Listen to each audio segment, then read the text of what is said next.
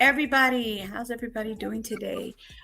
We have Get to Know on the panel. We're doing an interview, uh, CSA case. It's something he's been through in his life. So he's going to tell you a little bit about the situation. First, he's going to introduce himself. So we're going to go from there. Hello, you there? Right. Well, yes, ma'am. I am here. Um, my name is Aaron. My YouTube name is Get to Know. I am a survivor of CSA, and I guess I'm here to let you guys know a little bit about my story and why I started doing YouTube and all that information. So I'm open to any questions anybody wants to ask and all that. I'm an open book. I I'm rough around the edges, if that makes any sense. Um, I'm not your typical. I didn't start YouTube for the typical reasons most people start YouTube. I didn't do this to start making money. I didn't do this for any other reasons besides therapeutic reasons for myself, and to raise awareness about what I consider to be the most biggest problem in our country in the United States today. So that's why I started doing what I'm doing. So Okay, so can you tell us a little bit about, they're going to start coming in. Can you tell us a little bit about what you, when it started? And if there's any questions that you don't want to answer, you do not have to, absolutely not. So, yeah, can you tell us a little bit about, how it started, when it started, that kind of information? yes, absolutely. So um, my earliest memories that I can come up with have to deal with being abused. My abuse started the summer I turned 5, and I say that because I'm not sure if it started after my 5th birthday or right before my 5th birthday, but started the summer I turned 5, and it came to an abrupt end the summer I turned 12 because the parasite, that's what I call them, the parasite who abused me wasn't attracted to children who hit puberty. Hmm. So um, the very first time it happened, we were on our way back from a family reunion, and the this person was my dad's best friend and cousin, and Wow. so he was really close to our family. And I remember we were getting ready to leave the family reunion, and he asked me if I wanted to ride with him, and which wasn't out of the ordinary. Like he would, like when we were before the abuse started, like he would take my sister and I to the grocery store and buy us treats and candy and stuff like that. You know what I mean? Just like any friend of the family would. You know what I mean? Right. And I asked my mom and dad. My mom and dad, of course, didn't hesitate. Oh yeah, sure. You can ride with him. Because he was going to our house as well. Hmm. And I remember getting in the car, sitting in the passenger seat, and about 5 minutes or so passed by, and I remember sitting there, and I remember looking at my sister because my mom and dad and my sister were in their Chevy Impala in front of us, Hmm. and I remember looking at my sister because my sister was kind of kneeling up in the back seat, looking through the window, looking at me, and he looked at me and he goes, "You want to drive?" And I was like, "Well, yeah. What 5-year-old kid don't want to drive a car? You know what I mean?" Right. So he asked me to come over, and he's like, "Get over here." So I came over and sat on his lap, and the next thing I know, he's got his appendage in between my legs, and he's doing his business. And it didn't really, I mean, I was 5 years old. I didn't really comprehend what was going on. I mean, I was driving a car for hell's sake. And that's the day. That's the day my life went from being a normal everyday kid to Yes, perfect name, Parasite, and also had, she basically knew that that's what he was trying to do, and she called him a pig. Yes, together. Worse than pig, disgusting pig, and worse beyond that. Yes, Okay. parasite.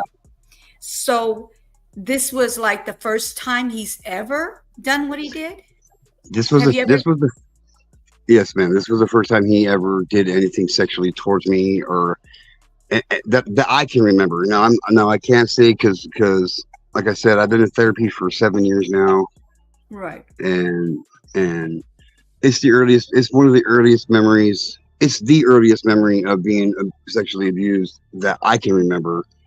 Right. But Wow. that's not saying that. It's not saying that it was the It, very first time. right. So Right.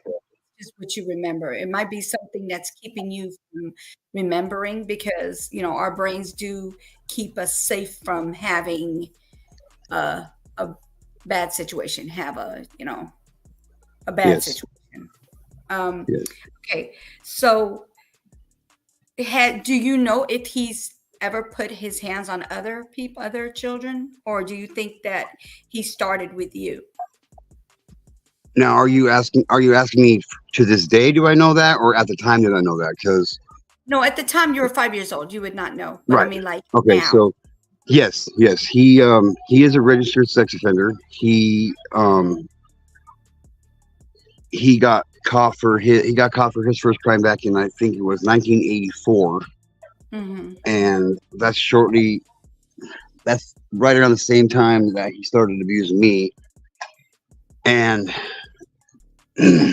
over the years, there have been many of my cousins, quite a few of my uncles, my my half brother, and a few more people that have came forward and said, yes, this dude has done this, and yes, he's still walking the street. He's a free man. He is a free walking parasite with no restrictions on him, and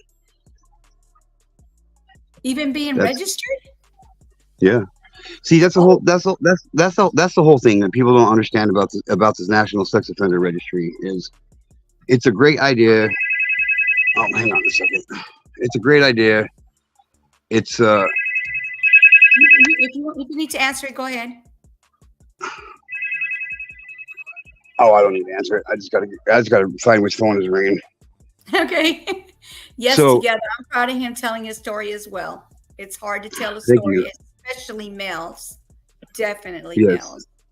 yes, and keeping that comment in mind, like that's one of the my biggest pushes right there, me to keep going forward with what I'm doing, because even though even though it might seem like it's really easy for me to get up Yeah. here and talk about it, it's not. It's really not. But I know what kind of feelings I have, and I know what kind of damage those feelings have had done to me Right. Hmm. by by holding our stories in. And if all I can do is reach one other person, especially a male, to have them come forward, and not whether they tell me their story or they tell somebody that they care about their story, Right. that's all I really want to do. That's all, like, just to raise awareness and get men out of their shell. Like, look, we didn't ask for this to happen to us. It's not something to be shameful about. It's not anything to be disgusted about. The person that needs to be ashamed of it is the person that did it to you. And this is what makes me feel better, and this is what helps me progress in my healing of being an abused child. You know what I mean? Right. Wow. So Um, I hope this does, actually help others to come out and understand that this is not their fault. They didn't do anything to deserve it. You know what I mean? So this is a good thing to let that out and be able to talk about it, because a lot of people who go through things like this, they feel like they did something to cause it, or they feel like guilty for it happening. So that's something you should never, ever, ever feel. yes, and see, and I just turned 45 here at the beginning of July, and that's a realization that I'm still coming to terms with. Like, I I I I blamed myself for the longest time, and overcoming that hurdle and realizing I did absolutely nothing wrong. I mean, I was 5 years old, for hell's sake. You know what I mean? So Like, exactly. but unfortunately, this is something that happens to so many people, and Yes, it's so detrimental to someone's personal character and who they become in life, right. and it's So just hard, man. she said, can I ask victims rally together to a lobotomy placed on the ballot when there is a X crimes against children? Hmm. The whole thing about that is like people say, well, just let's chemically castrate them. Well, that would work in some cases, but most cases they found out because they started chemically castrating men back in the 90s, Hmm. and and come to find out that the people that were chemically castrated, like they became more violent towards their victims, and they became more violent people in general. Because Right. a lot of these Basically, what you're parasites. saying. Go ahead. Mhm. No, go ahead. No, you're saying that it just got worse, meaning that they got to the point where it was actually violent to the point where they were actually unaliving people. That's Yes, ma'am. Yes, ma'am. Yes, ma'am. Not in all cases, no. But the whole thing about it is one thing people don't really get is that these parasites that commit these crime, it's not always about that. It's not always about that personal gratification. It's not always about being pleasured. It's more. A lot of them, they found out it's the mental manipulation that they get addicted to. That mm,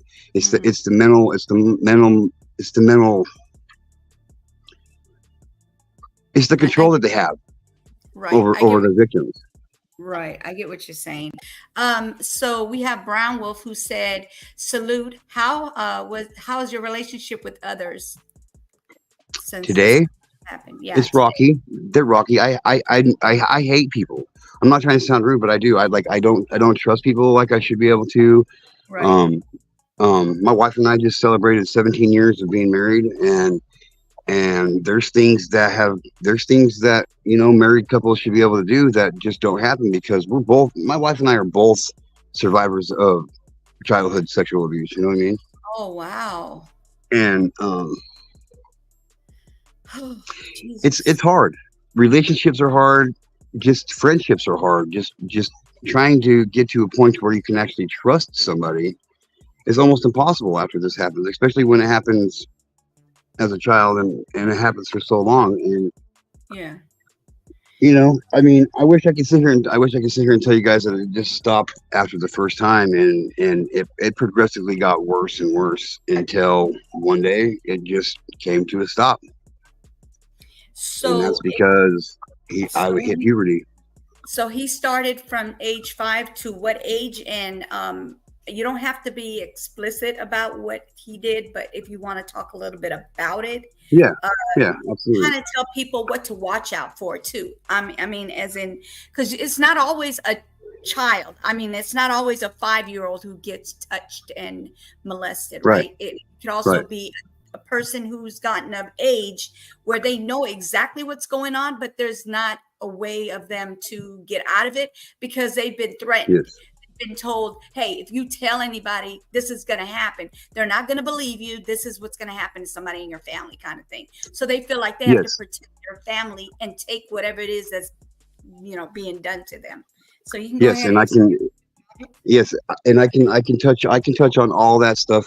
Like I said, I'm an open book when it comes to this. I don't hide what happened, and I know different channels have different, like you can't say this, you can't say that. So if I do say anything that like, what I mean, because on my channel, I don't hide from calling things what they are. I don't call it SA. I call it what it is, and um, so the first couple of times it happened, it was just it was simple stuff. It was simple stuff. Basically, me helping him achieve climax with my hands, and Mm-hmm. then um, it went from that to more personal.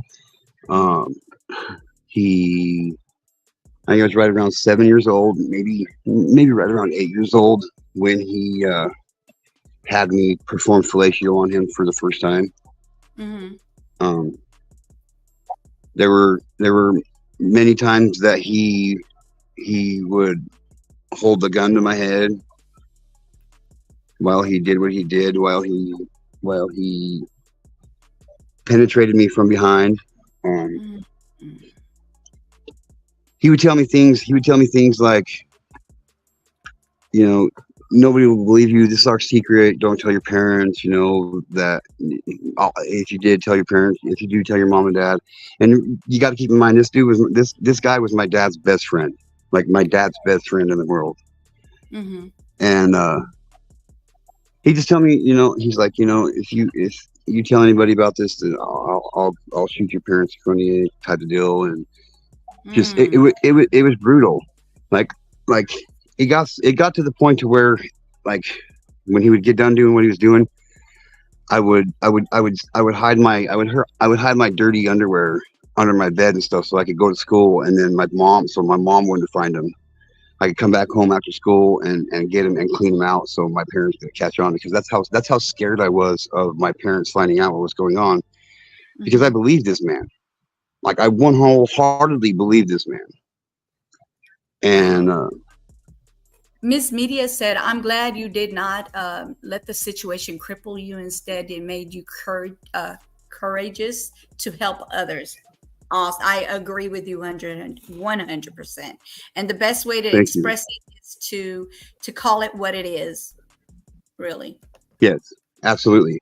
That's the only, like I don't get down on channels who don't allow those certain words in their community, but I don't shy away from that. Yes, I'm monetized, but I still say what I want. I still cover whatever I want, Hmm. and and all that. And I think just playing, I think honestly, by calling it SA or grape and unalive, I just think that that's a way of taking away from the seriousness of what these words mean.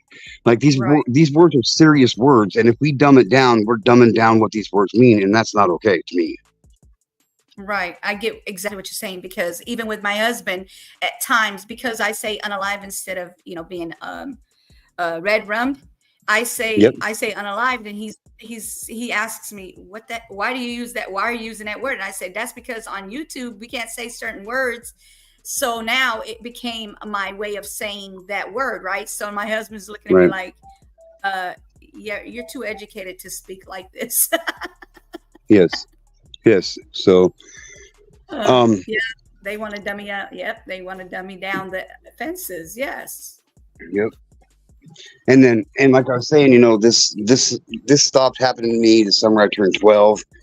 Like, Hmm. just like I said earlier, I'm not sure if it happened. I'm not sure if it was before my 12th birthday or after my 12th birthday. That's why I just say the summer I turned 12, because that's the summer I turned 12 is when it stopped. And, like, after, and I didn't know why. Like, you want to talk about a feeling of loneliness, about a feeling of being an outcast. See, I was not only was I being sexually abused at the time, Hmm. but I was also bullied in school as a kid. I tried. Let me see if I can get this right. Unalive. I tried to unalive myself for the first time when I was 9 years old because of this. Hmm. I just thought things would be so much easier if I wasn't around anymore. Right. And Wow. I've had four failed unaliving attempts on myself, Oh my God. and it's all directly related. Comes down to being abused as a child. Now my parents. Now I got to say this. Now my parents, they had no clue, and I wish I would have had the courage and the strength to tell my parents. But at the same time, when I eventually did tell my parents, I wish I would have never told them that it happened.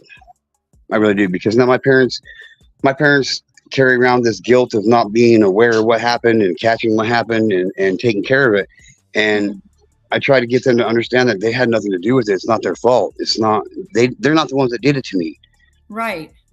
And now my parents carry around this guilt of it happening to me, and I think that gets me more than anything right now.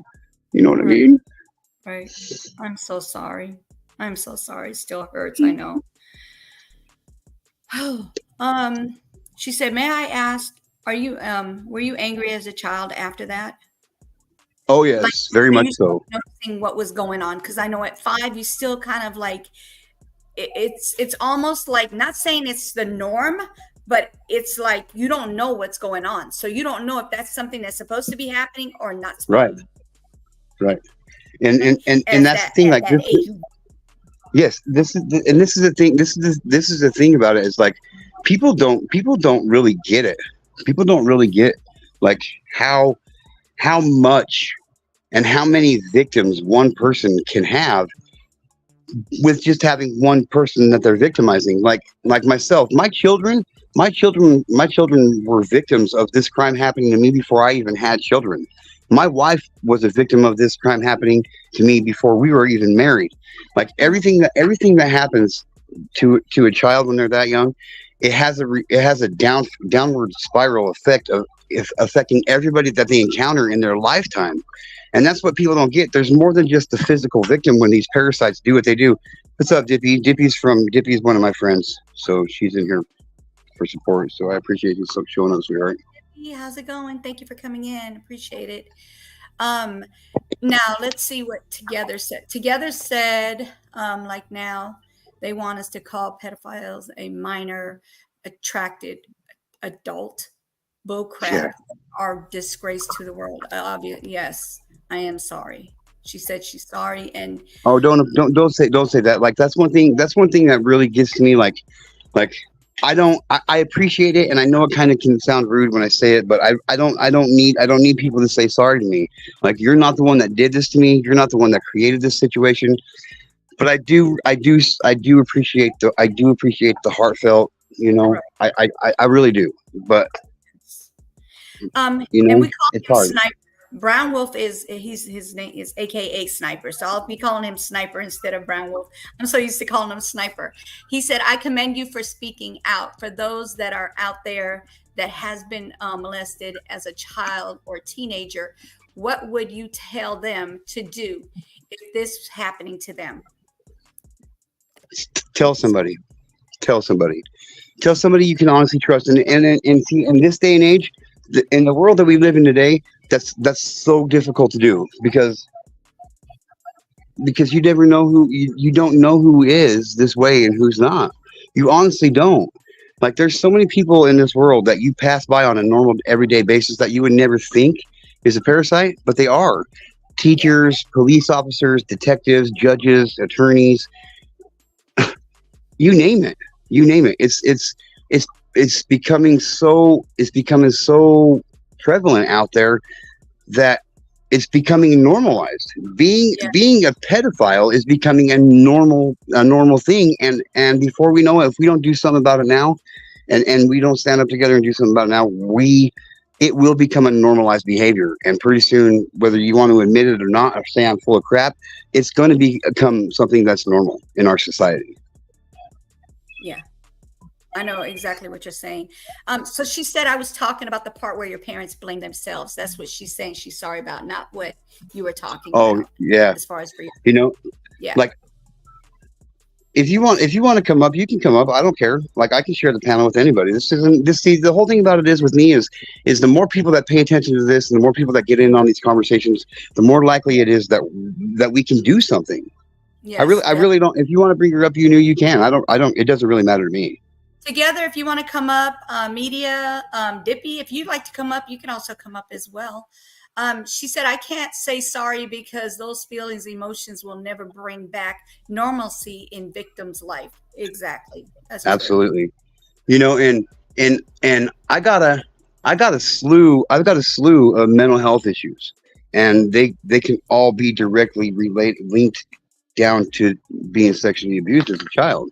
I got Hmm. PTSD. I got borderline personality disorder. I got dissociative identity disorder.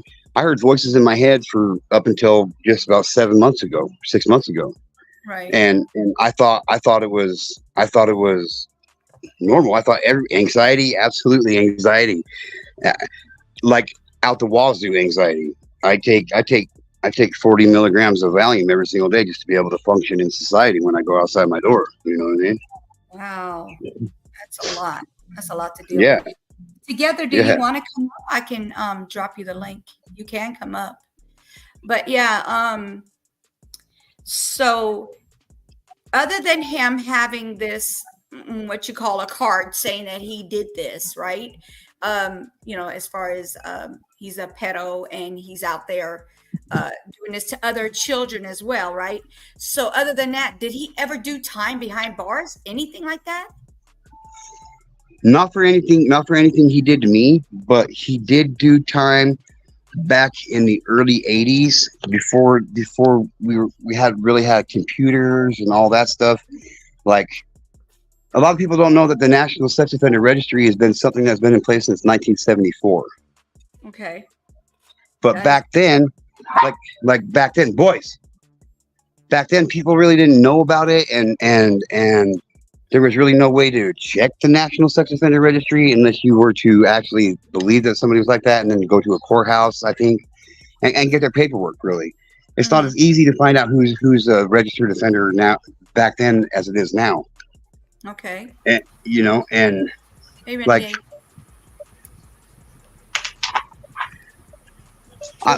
I don't know. I just it's nice to meet you guys. Sorry about that. Go ahead. That's okay. First and foremost, brother, I commend you. I mean, for someone in your stature or what you've been through to come up and publicly tell your story and how to help others, man, I commend you for that. Thank you. So, with that, have you started any type of um, any references or different type of resources that people can reach out um, to maybe just to you to say, hey, I'm going through it right now, what should I do? um, have you tried to do anything like that helped with the community or something like that?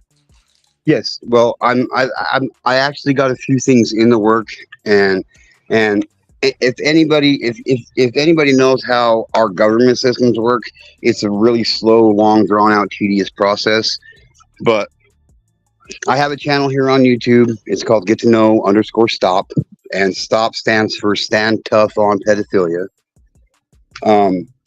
I believe that if we all stand up and put our feet on the necks of these pedophiles, and let people know we're not messing around, and we stand united, we can make a major difference in a lot of innocent children's lives being screwed up for the rest of their lives. Amen. The penalties that are governed by these laws, they're not strict enough. They're not. They're ridiculous. They're ridiculous. I'm doing my best not to use profanity, because I am a very, very, I have a potty mouth. I'm just telling you all right now. So we all adults up here. If you got to express yourself, express yourself. I'll so take that one for you. So, All right. well, I appreciate it. So it's time we stand together and put our feet down on the necks of these fucking parasites. Right. Period. And how do we do that? Like, I've written 25 letters or more to different judges. Like, I do shows on Friday, usually called FBI Friday, on my channel, where I just talk about recent cases in the FBI and at the federal level that have been in federal court. And I've written many letters to the judges, to prosecuting attorneys, and saying, hey, you know what, you guys dropped the ball on this, and shame on you. You know what I mean? Like, Right. how dare you give somebody 10 years in prison? He's going to be out in 5, if that, and for having 100,000 images of child pornography on his laptop. To me, that's a life sentence. I say bury him under the prison and forget him, or execute them. And I'm serious. I'm dead serious. I think most of these crimes that these parasites are committing against children are harsh enough that the death penalty is warranted. Like, in all reality, this parasite took something from me that I didn't even know existed in my head until I was older. So coming from my viewpoint, he murdered a huge chunk of my life. Why isn't it fair? Why isn't it all fair to the same in return? I agree. Yeah, I agree. He deserves life, because you have to live with this the rest of your life. Why not him? Period. Exactly. And that's So Exactly. 100%. that was the point I was going to say, and you took the words right out of my mouth. It's that these grown people are, like you said, murdering these children Mm-hmm. because now their life has, their life was going in one direction, and you altered it to go 180 back the other direction. Um, and then my last question, because I know Miss Together, when she gets up here, she gonna talk your head off. Um, don't laugh, don't laugh. My last, what Don't be can the trying to people, do no shots fired. what I already can knew this was gonna start. Okay, you guys, let's go. Seriously. what can the people that is viewing your channel, going to watch this one repeatedly, what is out there for us to do to help your cause of getting stop um, to Out grow there. and get it out there? Support. Like I need some I need some help on I'm not the smartest person in the world I'm very articulate, but Mm-hmm. when it comes to spelling and it comes to that kind of stuff, I'm not good. I was that child that went to school and I didn't get good grades because I was thinking I would never be able to concentrate on stuff. Like I was always worried about Yeah, that's what's going definitely. to happen. What's going to happen when I get home? Is it going to happen again today? And did I get everything cleaned up this time? Are my parents going to find out? And am I going to have to just all kinds of stuff. So the best thing for me I can tell anybody is educate your children. My wife and I went the day my wife told me that she was pregnant. We sat down and we said, legitimately, we're like, okay, look, we're both victims of childhood sexual abuse, and we as parents will do whatever it takes to make sure our children don't become victims like we were. So we started talking to our children about sexual abuse basically from the moment we figured that they could understand the words that were coming out of our mouth. So to this day, I can walk up to my kids right now, and my son will be 18 here in a couple of weeks. My daughter will be 16 in October, and they haven't become a victim. And why? Because we talk to our children about this. Parents are so important and so critical in keeping their children safe because, and in some cases, you can't even trust your spouse. You know what I mean? And that's for real. I did a case a couple months ago on this lady who was married to this man for 16 years, and she found a video camera in her daughter's bedrooms, his biological daughter's bathrooms, and he was recording them in the shower and selling them on the internet. So, Oh my Jesus heavens. I mean, the people that are doing this are people you'd never expect. I mean, the chances of a child being sexually assaulted by a stranger is less than 9%. Why? Mm. Well, it's simple, because we don't just let our kids hang around strangers. That's why it don't happen. The people that are getting to our children are the step parent, the parent, the teacher that you send them to school to every single day. People in positions of power, of trust, are the ones that are committing these crimes, and people don't see it. People have this idea that a parasite is some scraggly old man looking like a homely bum, raggedy clothes, and all. No. These people that are doing this are people with suits and ties and bishops and priests, and it's disgusting. It's disgusting.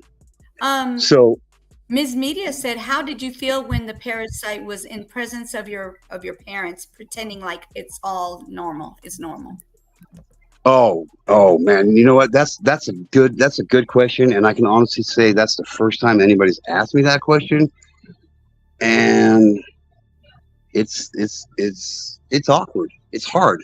Just knowing, because just knowing what he's done in the past, and he's still acting like my dad's best friend, and my dad, I love you, brother. You know what I mean? It's hard.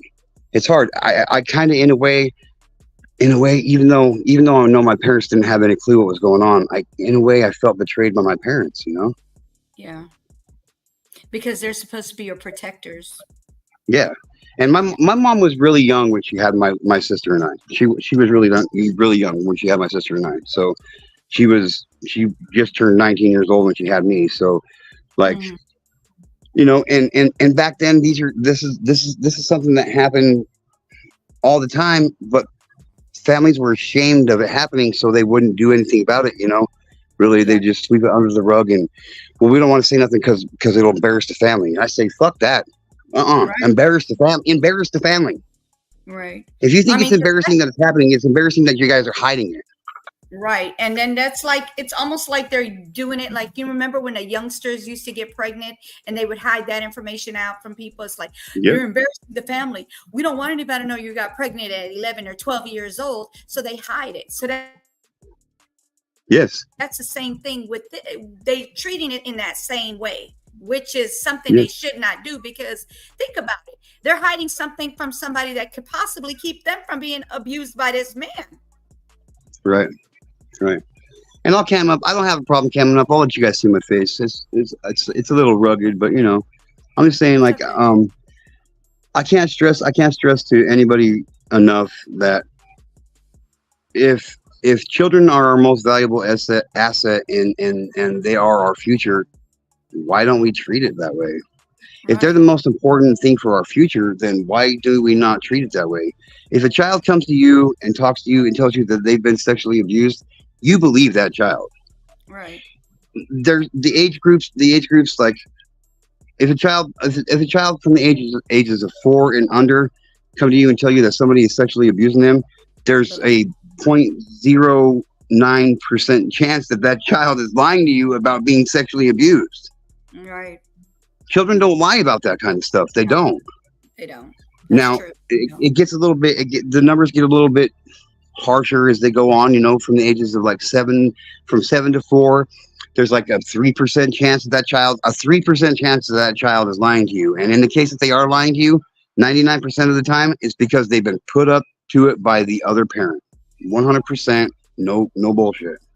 Right. I agree with that. I agree that there is a small Yeah. chance as they get older, but there's Yes. still have to believe your children. You still have to believe your children. Do your due diligence. Find out if it really happened or it didn't happen. You have to find out. Don't just go by, oh, Yeah. it couldn't have happened, but it did happen. Why would they tell you it happened if it didn't happen? I mean, like you Yes. said, it could be that the other parent is putting somebody up, putting their child up to it, but that can be found out. The truth does come out, because you can only say the truth the one time, and it always stays the same. But a lie will change. When that Yes. child comes to you and they repeat the same thing over and over, believe it. Believe your children. Look at your children's eyes. Your eyes will tell you the truth of what they're Yes. going through. Their Yes. eyes. Look at their eyes. You can see it. Just stare at those eyes, those beautiful eyes you brought to this world. Those eyes will tell you what you need to know. Yes. Absolutely. You see it. A lot of people You don't know. look at the eyes, and that's important. Look at the eyes. Go Yes. ahead. Yes. Yes. Like a lot of people come to me and they'll be like, G2K. So you said that you talk to your kids at a young age and this about these kind of things. So when is the best time to start talking to your kid about this? Because I mean, there's really no point in talking to a 2-year-old about about this kind of stuff, because they really don't comprehend the stuff that's going on. You know what I mean? So Right. basically how I look at it, and this is my best advice I can give anybody. Like, when you feel comfortable talking to your kid about it, that's the best time to do it. We started Right. as soon as you no longer have to wipe your child's butt and change their diaper, that's when you start talking to them about these kind of things. That's my suggestion. Like, as soon as you no longer have to clean them up and they're responsible for cleaning themselves, that's when you start talking to your children about it. Because if you talk to them before that, it could be confusing to them because you're touching them. You know what I mean? Even though to them, it's just, you're just touching them. So Right. that's the best time frame to start doing it. As soon as you no longer have to change your baby's diaper and they're on their own about it, that's when you start talking to them. You don't have to talk to them. You don't have to call it, all these technical names and stuff. Just, we call them no-no squares. We call them no-no squares. Mhm. and nobody, even mommy and daddy are not even allowed to touch you in those places. Period. Period. Period. Ms. Media's up here. Hello, Ms. Media. Thank you for coming up. I know you're at work and everything. And I'm sneaking out. But I had to say this here. Look, I'm glad get to know that you didn't use that as a crutch to make you turn into that same kind of person that did that to you. Because a lot of people do that. They Amen. do that. Yes, like when it comes to these statistics, sorry, some words are hard for me to pronounce. I don't got no teeth, so That's okay. but when it comes to these statistics, I don't know if I know anybody else that has more knowledge and more knowledge about these statistics than myself. The chances of somebody who has been sexually assaulted as a child is 23% of them, right around 23% of them end up becoming a pedophile themselves. So most people who are sexually assaulted as a child, they don't turn that way.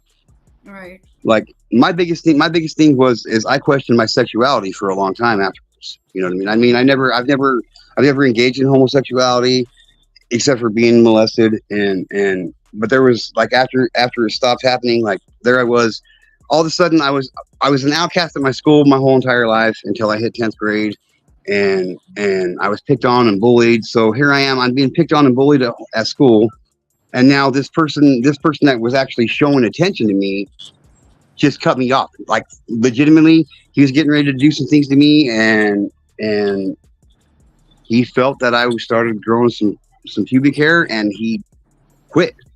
He was no longer turned on by me. Mm-hmm. So he a legitimate pedophile, because there's a few different levels to pedophilia to sexual abuse as an adult. So he a legitimate pedophile. Prepubescent children was his thing, and more so boys. And yes, he was a homosexual. Oh my God. So he like males only, boys only. Wow. Yes. Well, no, because he has had quite a few female victims, but the majority of his victims have been male. Yes. No. Okay. Wow.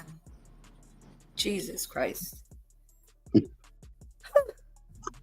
It's And I mean, it's hard. it's to a reality swallow that people need to come to terms with. You know what I mean? Like it's there. There's somebody that you know right now that is a pedophile. There's somebody that you know right now that you have no clue who you know who they are, but you have no clue that they are a pedophile and that they're attracted to children. Right. I guarantee that. I agree with that. I agree. There is a lot out there that nobody even realizes, and there majority of them are the family. In the family, Yes. You got Yes. preachers, Yes. priests doing it, preachers. Who knows? Nuns probably too. I'm not gonna even sit there and say women don't do these things, because they do. Men and women do this. This Oh is yeah. not a thing only.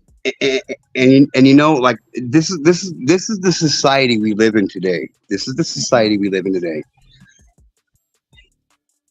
There are just as many women out there that commit this crime as there are men.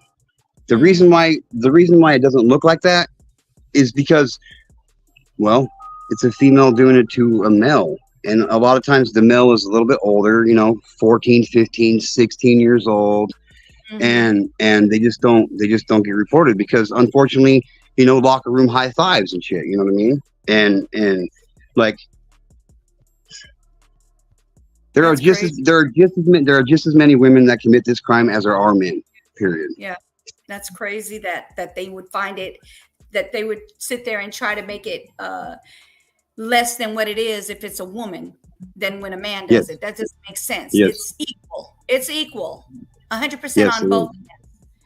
Because if my child was touched by an older woman, oh, you're gonna get it. Trust and believe. I'm going to jail behind this. I'm not even gonna. I'm gonna question my child. I'm gonna beat you to a bloody pulp. I'm just saying. I'm not playing with you. Straight to jail for my children. I've always said I would go to jail for my kids. Now my kids are older now. They're adults, but when they were younger, oh, trust me, because I heard so much about people getting abused that I kept my kids under my wing. When they used to go to school, I became a substitute teacher for that reason. Well, there you go. At all times, I'm there for their availability. I used to be Yep. a substitute teacher. I used to volunteer at the schools, make sure my kids were taken care of. Right. Because I heard too much about these things. Oh my God, it's horrible. Right. So the abuse stopped the summer I turned 12. I just usually just say the sexual abuse stopped as soon as I started growing pubic hair. And I held it in for almost 5 years before I told anybody. And I told my parents, and to this day, I told my parents what happened, and my dad got out of bed. He jumped up out of bed. He's like, walked up to his gun cabinet. He grabbed a 12 gauge shotgun. He grabbed his 45, and he said, "Let's go get this motherfucker." Legitimately. And I stopped him. I was like, no, Dad. I already got enough shit going on in my life, and enough trauma. I don't need to lose my dad over this shit either. You know what I mean? Because my dad was going to put him in a hole in the ground, and my dad would have done it. And that's no bullshit. I had to talk my dad out of doing it. And what got him was, I was like, look, if anybody on the face of this planet has the right to do that to him, it's me. Period. And he kind of agrees. He's like, well, I can see that, you know what I mean? And to this day, anytime I talk about it, like my parents are not subscribed to my channel. They're not. And that's okay, because that guilt that this parasite caused them without even physically abusing them is harsh to them. And it kills me. The biggest mistake I made out of all this was telling my parents what happened. And that's the truth. Yeah. I mean, it's hard to just go tell somebody this is happening. First of all, at 5 years old, you don't know the normalcy or not, if it's normal or not normal for that to be going on. You don't. Once you get of age and you know what's going on and you found out what that is, and that it's a sexual activity and this and this and that, but that's not normal from a man doing a man, a child, then that's when you're like, I don't want to tell, because you're embarrassed, you feel guilty, you feel ashamed, but you should never feel any of these things, because it's not your fault. It's the person that put their hands on you. It's their fault. Yeah. And I wish I could take that man's neck and strangle him. I'm just saying, I can't stand him. And I don't even know him. Right. I get it.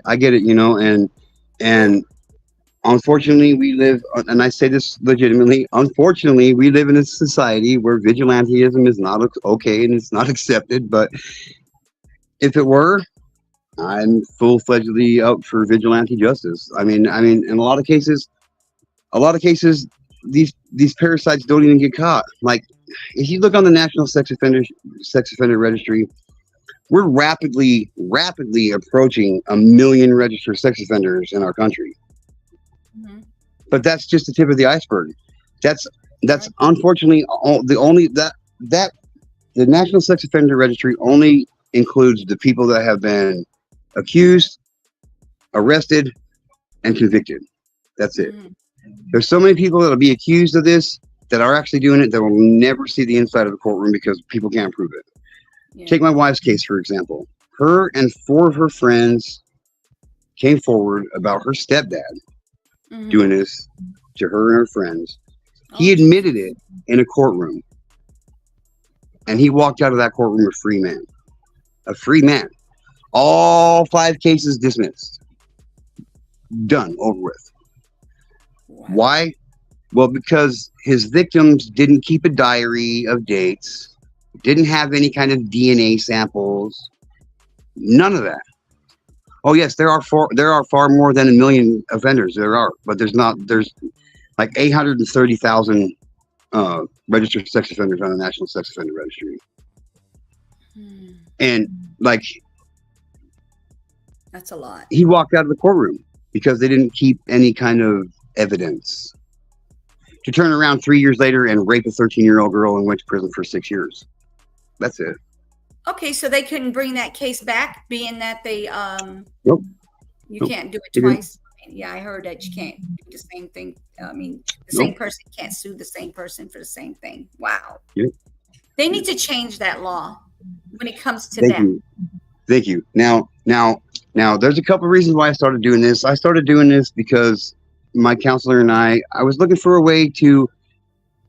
So counseling worked for me for the longest time. It was really helped me progress in my own healing of this happening and whatever. But I hit a wall where I wasn't going any further forward, and we couldn't figure out why. And I was like, you know, I want to create awareness. I want to make people aware of what's going on out there, because I know what I went through. I mean, I've battled with addiction, drug addiction. I've battled with alcoholism. I've battled with all kinds of shit because of this happening to me. Yes. And yep, coerced into saying it. You're right, Dippy. And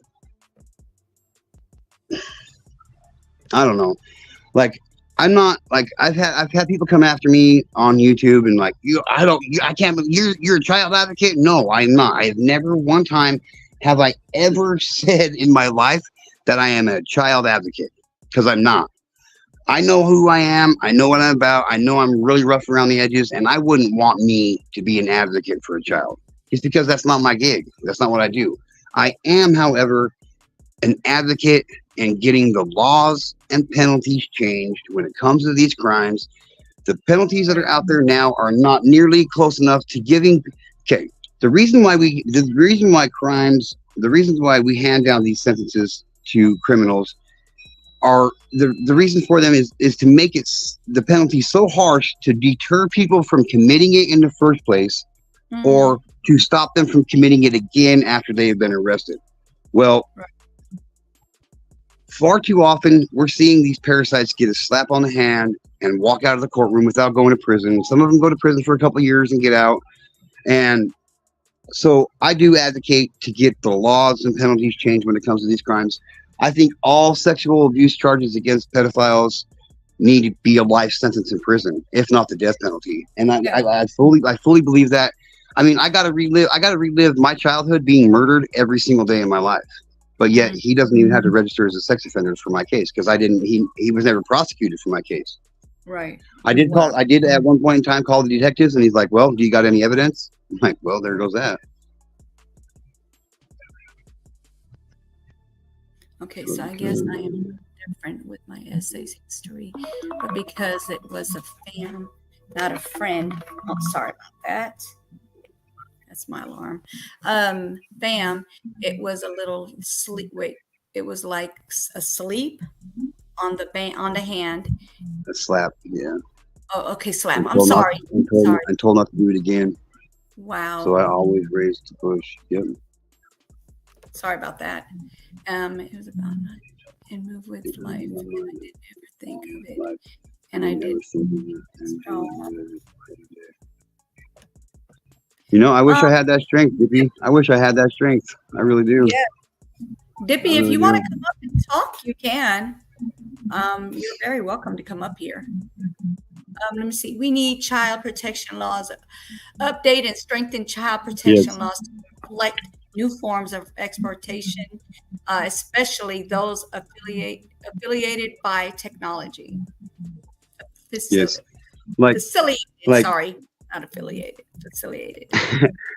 So like here's my deal. Like, how do we make a change? Like, my brother-in-law. Okay, don't get me wrong. I'm not saying that trafficking drugs is okay by all means. You shouldn't do it, because that's the way our society says it's not supposed to happen. My brother-in-law, back 6 years ago or so, got busted for trafficking drugs. On his sentencing date, I was in the courthouse, in the federal courthouse, because it was a federal case, and the judge sentenced my brother-in-law to 36 years fixed in prison. 36 years, no parole, federal crimes. You don't get early release. You don't get a shot at parole. You get sentenced to 36 years. You're doing 36 fucking years, period, hands down. The thing that makes it really screwed up for me is the parasite that was standing in front of the judge before my brother-in-law was in court for his fifth time of receiving, distribution, and production of child pornography, the judge gave Mhm. him 5 years. 5 years. 5 years. For his 5th time. Being convicted for a 5th time. 5 years. He's already out of prison. He's already out of prison. My brother-in-law's got 31 more years, and all he did was sell drug addicts drugs. You know what I mean? God. And I'm not condoning that behavior. I'm not condoning that at all. I'm just saying, like, compare them. Who's more than likely going to change their lifestyle? The drug dealer, the drug addict, or the parasite? Well, history proves that the parasite probably won't ever change their lifestyle. Yeah. So Renegade said, why should taxpayers have to pay? I mean, have pedos in jail for life? They would have to pay for taxpayers for them to pay for it. That's why I'm a firm believer in the death penalty for most of these cases. For real, I don't think we should have to pay for them for shit. Like, I really don't. I don't care how bad they got to struggle with life after they get released. I don't think they should ever be released. I think they should be buried under the prison and forgotten about. Plain and simple. Like when you walk in, when a detective walks into a house, because this happened here in my town about 4 years ago. Mm-hmm. This house got raided because somebody finally believed a child came forward, and they finally believed him. They raided this man and this woman's house, and they had a torture sex dungeon in their basement, and they had over 300 VHS cassette tapes of them recording their abuse of children, shooting children up with drugs, getting them higher than hell so they couldn't even function. It's over 300 of them. Mm-hmm. Check their laptops, thousands of images, thousands of videos of CP, and being abused and all that. To me, that says guilty. I don't believe that they need a judge, a jury. They just need an executioner. Execute them on the spot and move on with your day. Be home by lunch. That's what I think. I agree with that. I'm down for that one. And if there's nobody out there that wants to do that, but they're not going to do that. They're going to want to do that. They're going to They want to give them a few years and slap on a hand. That's all they want to do. Right. And why and this is only my opinion. This is only my opinion, but it comes with a lot of research and finding things out and stuff. Like, why are the penalties that govern these laws, why are they so lenient? It's simple. It's because the ones that are making the penalties for these laws are committing these crimes. Think about it. If you're in a position of power to create penalties for laws, and you yourself break those laws, are you going to make the penalty that you're going to spend the rest of your life in prison, or that you're going to be executed? Of course not. You're going to make it so you get a slap on the hand if you get caught. Happens all the time. And that's honestly how I feel, and that's how I think that's why these things are the way they are when it comes to these crimes.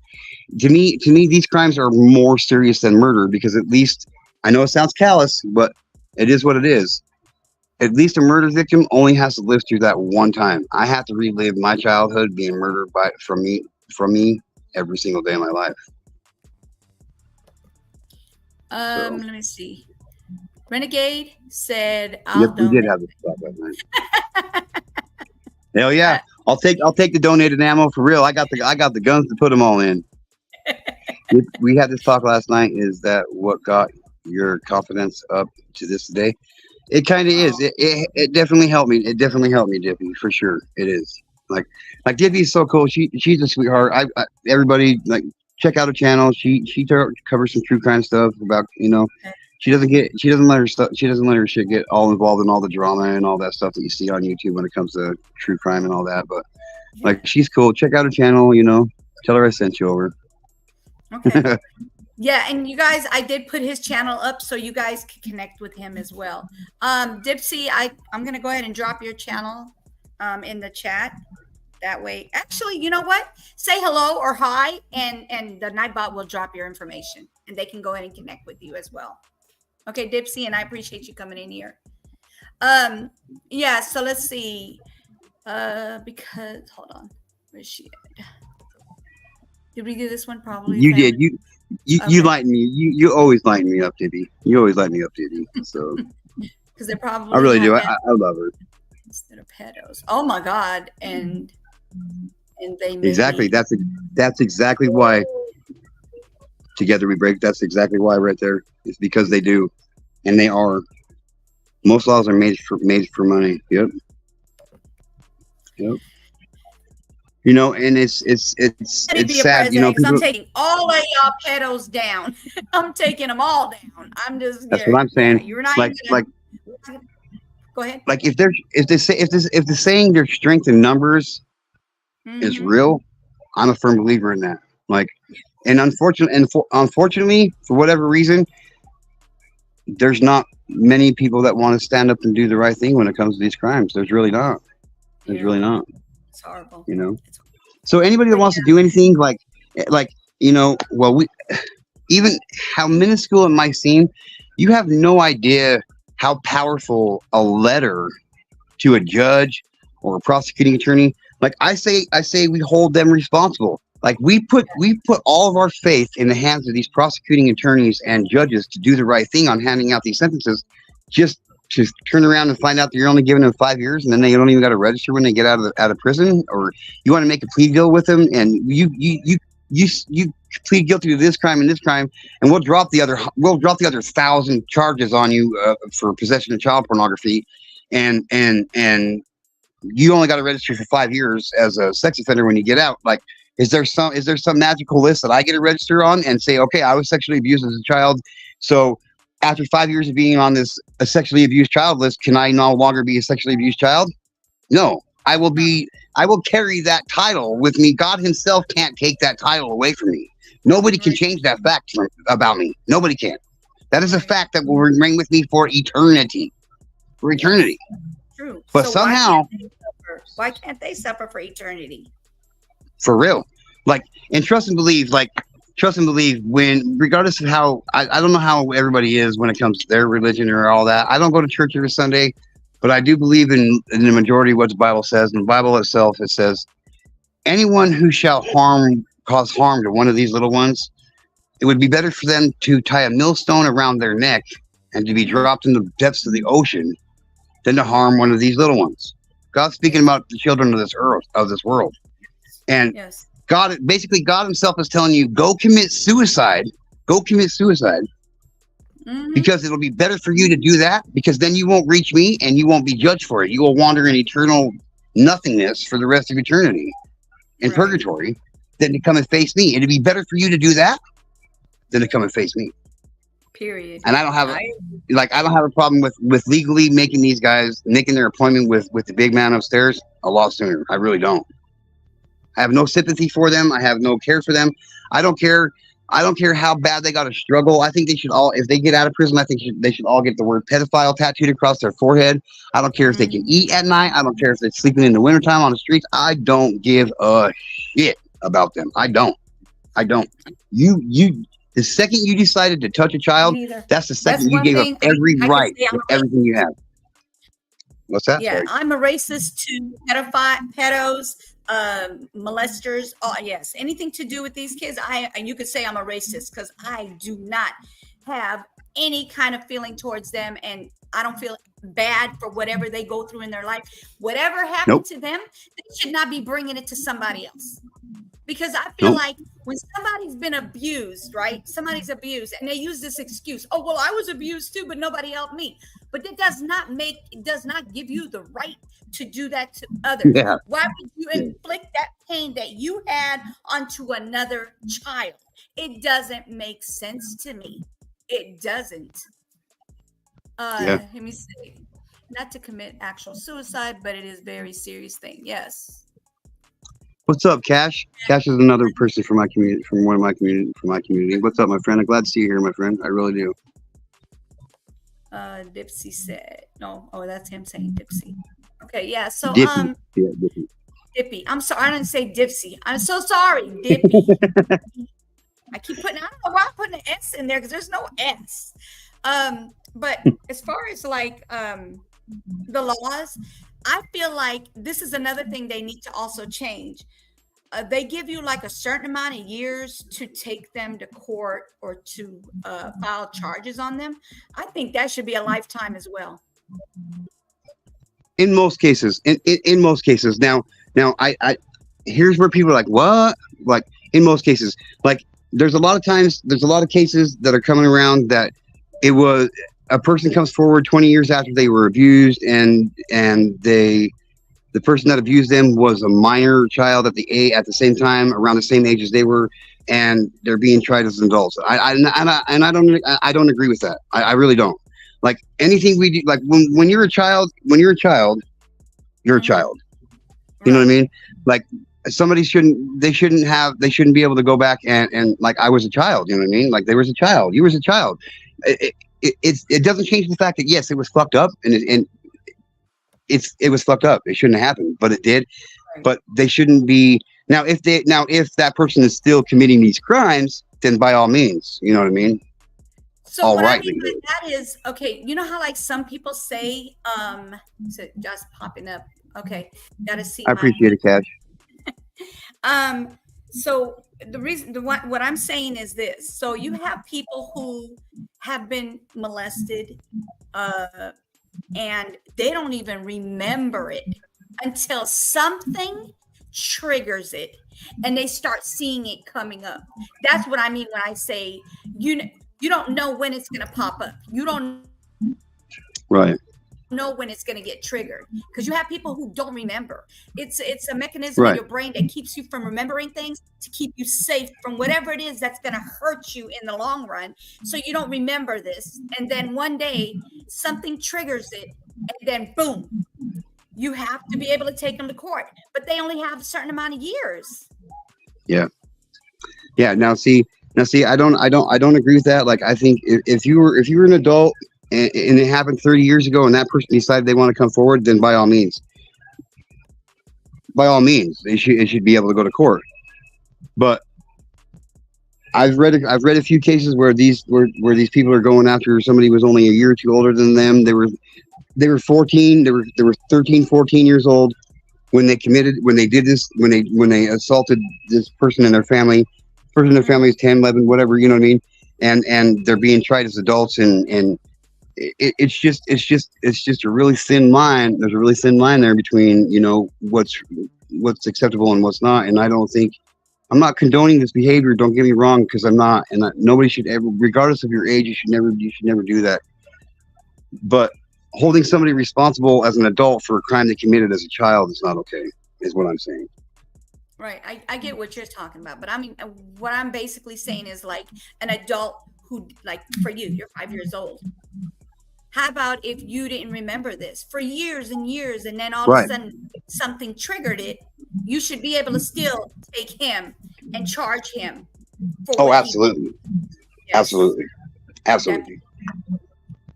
Let's See, and like me, I cover a lot of cases. I cover, and unfortunately, we live in a digital world, and the production and distribution of child pornography is running rampant out there. And, like, I got a simple solution to that one.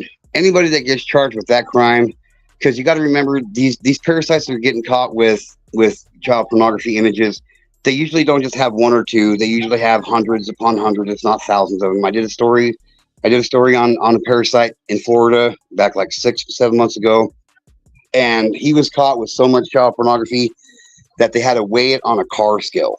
Okay, he had over a ton. It weighed over a ton of images.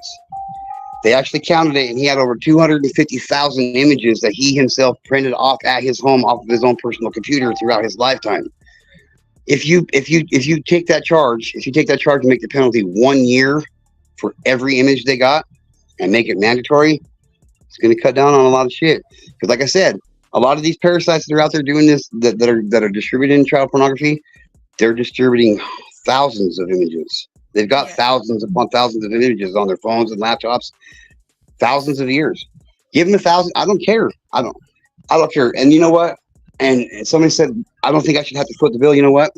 I'll gladly pay extra taxes to foot the bill to get them locked up, but I don't want them in a private prison or all these things to help keep them protected in prison. Like, they should be put on the yard, and they should be handled and dealt with appropriately. And if us footing the bill to keep children protected is what's got to be done, then by all means, so be it. Just Yes. saying. I agree. I agree. And you know what? You're right about that part. They do put them in a what they call like separate area for pedos. And I'm like, no, you just Yes. let the regular people take care of you. Let them take care of you. If Yep. they're gonna, put you 6 feet under, let them do. If this is what they're gonna do, if this is what you deserve, then this is what you deserve. You should Yes. not be putting your hands on these children. They did nothing to you. These children are innocent, and you put your hands on these kids. You're molesting them. You're abusing them. You're impregnating. Some of them are even getting impregnated by these people that Oh, are yeah. molested. Oh, yeah. So why should they suffer and you're over there? Oh, I'm good. I'm in this safe area. I'm in the safe area. I'm not with the rest of the what they call that The general population. Yeah, general population. I'm safe from them because you're gonna get yourself. They're gonna put you under. They're gonna definitely put you under because Oh, those yeah. people. They don't like pedos. They don't like rapists. They don't like abusers. They don't like DV people. They don't like none of that stuff. These people are about shooting, robbing. That's what they're about. They're not about that type of stuff. They're not. And if you look at our prison systems, the majority of people that are in there for drug related crimes. 100%. It's you can't deny the fact. If you know anything about our penal system, you know that when it comes to drugs are bad, so hang them high. And that's the reality of it. And I think if our country, when Nancy Reagan came out, or I get them confused, whether it was Nancy Reagan or Barbara Bush, whoever started the war on drugs, like if they would have not started the war on drugs and started a war on pedophilia, this country would be a lot different. Because what they're finding out is there's like it's 85% of all drug addicts have been sexually victimized in their lifetime. Mm-hmm. And just think about it, like if there wasn't so many people out there being sexually victimized as children, there wouldn't be as many drug addicts out there in the world. Period. Exactly. Like I turned to drugs at the age of 10. I turned to drugs at the age of 10 to help me escape the reality of my life. I've got a good chunk of time under my belt of clean time now, of sobriety now, but like it's still hard. It's still hard, and it always will be. Yes. Dipsy, you can email me and I'll send you the link, okay, sweetie, so you can have your Nightbot do that for you. That's normally how I do it. I'll email you the link and then you can just set it up. And if you need help, we can go in the backyard of YouTube, the StreamYard, and I'll show you how to do it step by step. If you have any issues with it, I can help you with that as well. You knew one at gmail.com. Go ahead. I'm sorry. So Cash said something that caught my eye, and he's correct. He says sexual offenders do not change. They don't. If you look at the numbers, and trust me, I know numbers. I know numbers. The amount of sexual offenders that change their life and never reoffend is 0.1%. 0.1% of sex offenders will never violate again. That's Think crazy. about it. Think about it, man. Keep doing it. They're gonna keep doing it if they're getting away with it. Yeah, that's the whole thing.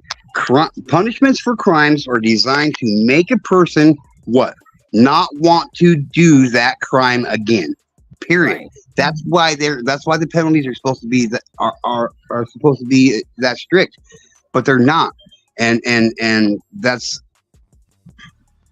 one of the major problems with our country right there. And I'm not even joking. Like the National Sex Offender Registry is a good idea, but it's a failed concept. Like a lot of people don't know that the only time that somebody on the sex offender registry has somebody watching over them is if they're on probation or parole. As soon as they get released, even though they got to spend a lifetime on the National Sex Offender Registry, there's nobody there to watch and make sure that they're still doing what they're supposed to be doing and not doing what they're not supposed to be doing. You know what I mean? There's not. They are free to roam about the country as free as they want. And most of the times they've only got to check in. They've only got to check in 4 times a year, and 3 of those times are by letter, and just basically all they got to do is say, "Yep, this is my address, this is where I live, and here you go," and they got to get their picture updated once a year. That's it. They don't have anybody to come and check on them. They don't have anybody to make sure they're following the laws and they're not getting on the internet and looking up child pornography. There's not, and it's bullshit. That is BS. What the heck? I thought they You see them didn't- every month. I didn't know they took it You down. didn't know that either? You knew? You didn't know that either? Yeah, that's the reality of it. Check Oh this shit my out. Like, God. okay, so here's the crazy thing. I was talking about this last night on Dippy's channel, okay? This exact thing. My wife and I are both survivors of childhood sexual abuse. Okay. The craziness about it is my wife's abuser and my abuser grew up in the same town. So back like 5 years ago or so, I realized I was looking on the National Sex Offender Registry, and I realized that my abuser was non-compliant. That means he wasn't checking in, he wasn't following the rules, he wasn't doing what he was supposed to be doing as a sex offender, as a registered sex offender. Then I looked up my wife's abuser, and lo and behold, he was non-compliant. He wasn't doing what he was supposed to be doing. He wasn't checking in like he was supposed to be. Neither one of them had a probation or parole officer. They were just registered sex offenders. So I called the county, the city where they lived. I called the police department. They referred me to the sex crimes division. So I called them. The detective legitimately laughed at me. He goes, "What do you want me to do about it? We don't have the resources to go. We don't have the resources to go and arrest all these guys." I said, "What do you mean? I got their addresses right here. I can take you right to their fucking house. What do you mean you can't go arrest them? What does non-compliant mean? Non-compliant means they're not complying. They are doing something wrong that they're not supposed to be doing. They're not following the rules, and nobody cares. They don't fucking care.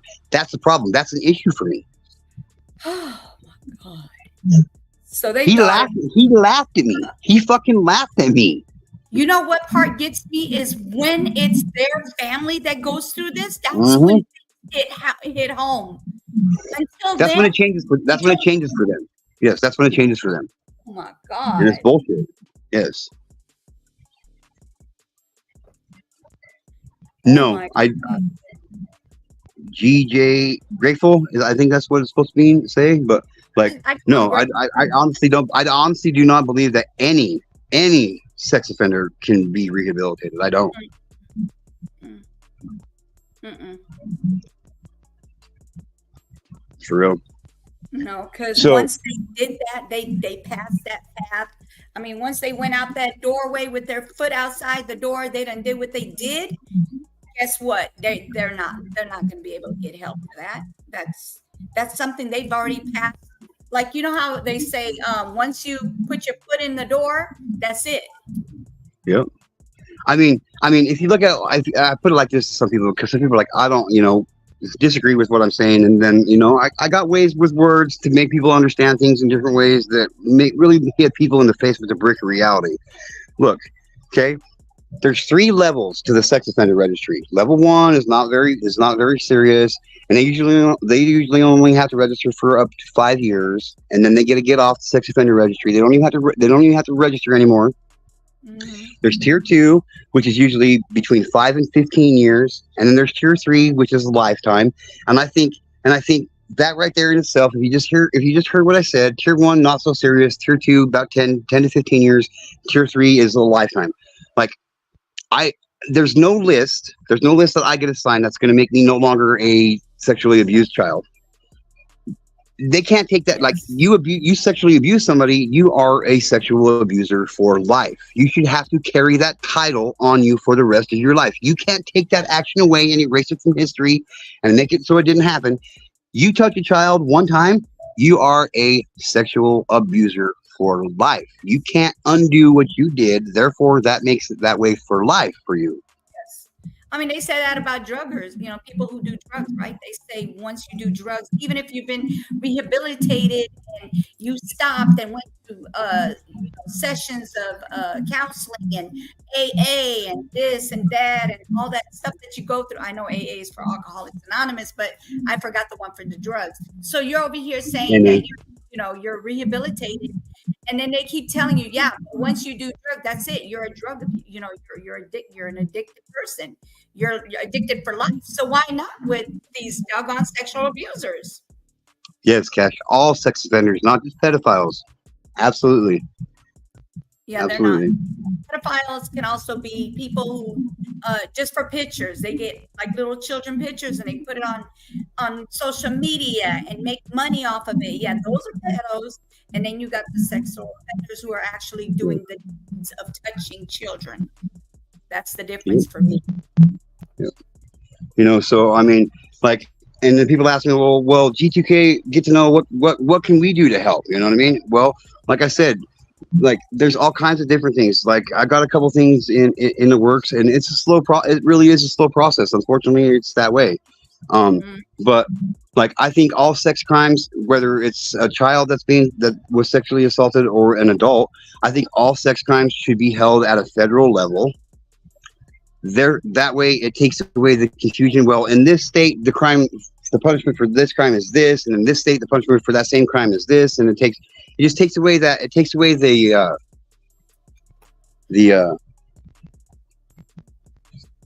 confusion and whatnot of what to sentence these parasites to. If you put them on a federal level, it's a federal level. Then it means it's that way in every state. It doesn't matter what state you're in. If you commit this crime, it's a federal crime, and therefore you're going to be punished the exact same way in every state you're in. Period.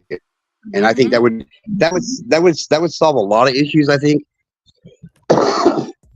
because a lot of these pedophiles, when they get caught, they'll go do some prison time. They'll transfer states because they'll transfer to a state where the laws are a lot less strict and a lot less stringent. Right. And that's where they go. You know what I mean? So, and if you look at it, like there's not one sexual crime against a child in this country that's the same in every state. There's not. And I think that would be a major jump in the right direction. I also think that the National Sex Offender Registry is a great concept. It's a great idea, but it's a failed program. I think there needs to be a department in every county in the country that sees over registered sex offenders, that checks on them periodically, randomly, to make sure rules and regulations. I think make a major difference. One of the biggest things that somebody can do is write a letter.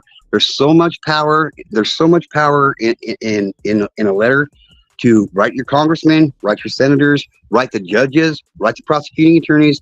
I wrote a letter last month to a judge that handed this parasite down 3 years for some of the most atrocious crimes I've ever seen. He was only 22 years old. Now, yeah, there's a very, very, very slim, minute chance that person was going to change their life.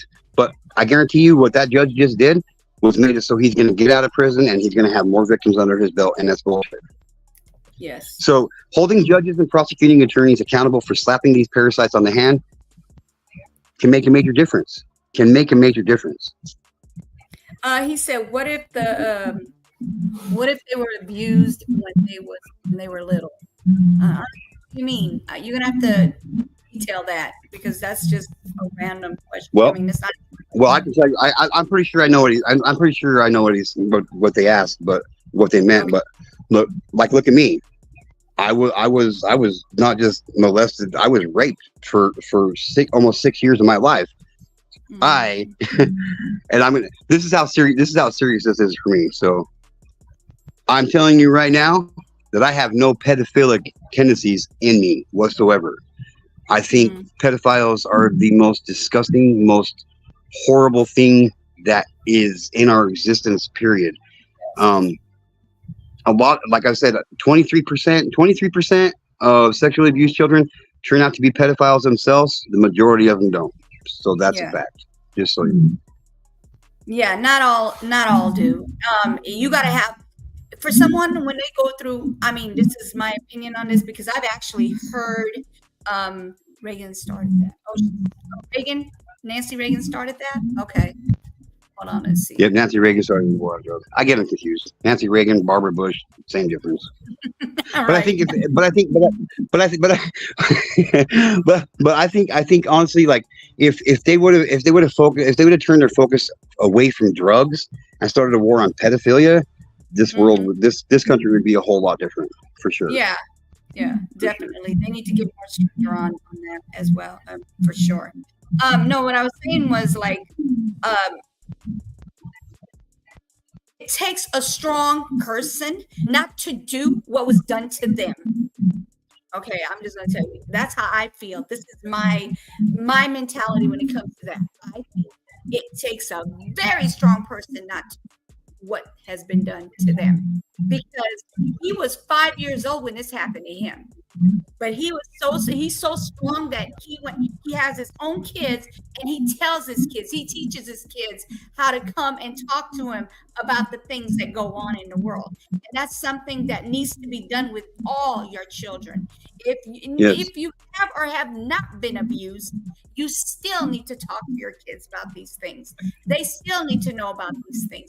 You need to explain to them. Once they have an understanding of what it is, you need to talk to them and make sure you keep them covered. And I don't care if they call you hover parents, hover. I don't care. You got to make sure your child does not go through what you went through or what others that you know went through.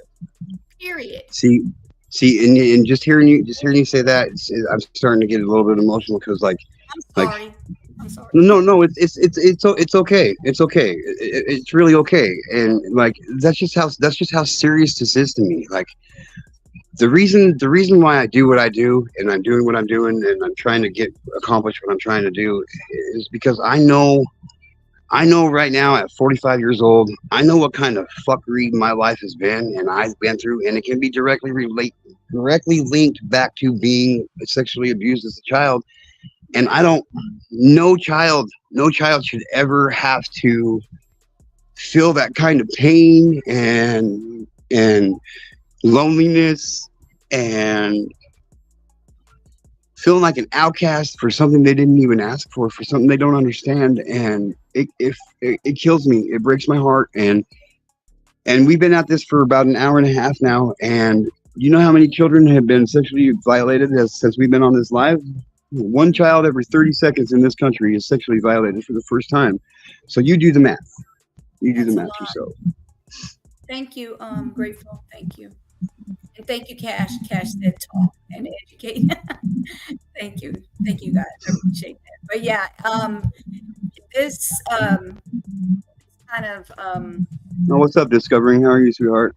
It does. It bothers me because I know thank you, Cash. this. I know people who went through this, and I know the pain they've been going through. I know that I have one person who I wish God she would have told. She never told. She told her parents, but she never charged this person. It was her uncle. Yeah. It was her uncle. It happens all the time. It was horrible. Like, and I tell it till this day, I'm like, hey, you should have charged him. You should have got him. I'm like, dang, why not? Yeah. Okay. You know, Hey, I mean, sorry, late. the best way to combat this is honestly educate.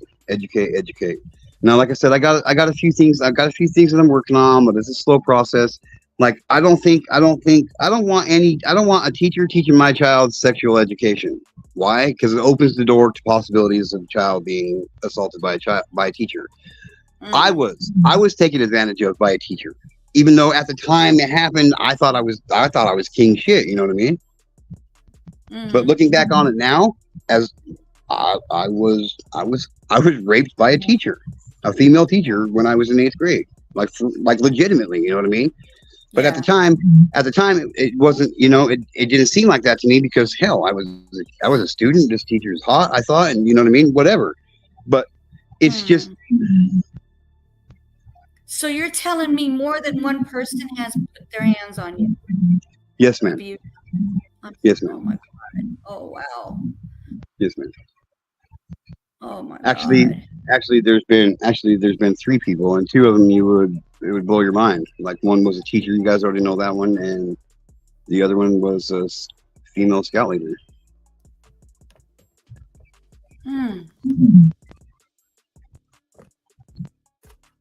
So that's the thing. Like, people don't get how prevalent this problem is in our country. Whether you know them whether you know it or not, somebody you know right now that's in your personal life is sexually violating somebody else you know in your life. I guarantee it. People don't believe me, and that's fine. I don't expect people to believe everything I'm saying, and that's okay. Yeah. There's, you know what I mean? I'm not out here to make people you know what I mean? Like, this is my story. You can believe it or not. This is what happened to me. You can believe it or not. I don't care if you don't. I don't care. I know what happened to me. I know why I'm doing what I'm doing. I know what's wrong and right. And if you want to doubt my story, that's your right to doubt my story. It doesn't affect me at all. What affects me is that the fact that there's still people out there committing this crime as we speak. In this exact moment right now, somebody is taking advantage of a child and taking their innocence from them. And I for one can tell you right now, if you were lucky enough to give your innocence up to the person you loved and cared about, to have that taken away from you before you even knew what the fuck it was, it's rough. You know what I mean? Yeah. And no, I feel like, you know how when you said it doesn't matter what they think, you know the truth, and Yeah. it only And it don't. counts. What only counts is what you know and what God knows. Yeah. What anybody else For real. thinks should not even be a discussion. For me, that's how I feel. That's why I always tell people, I know my truth and God knows my truth, and that's all I need. I don't need nobody to believe anything. That's how I feel about that. Yep, for sure. Because you have people who are sit there, oh, you're just trying to get attention. You're trying to, no, he is not. He's telling you, why would a man come up here? A man, especially a man. I know a woman as well would do, you know, you would ask the same thing of a woman.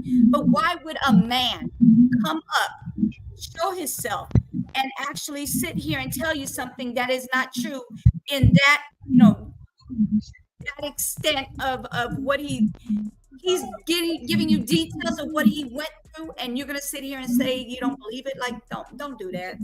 Don't do that. And this is what I have. This is what I had to say to that person. Thank you.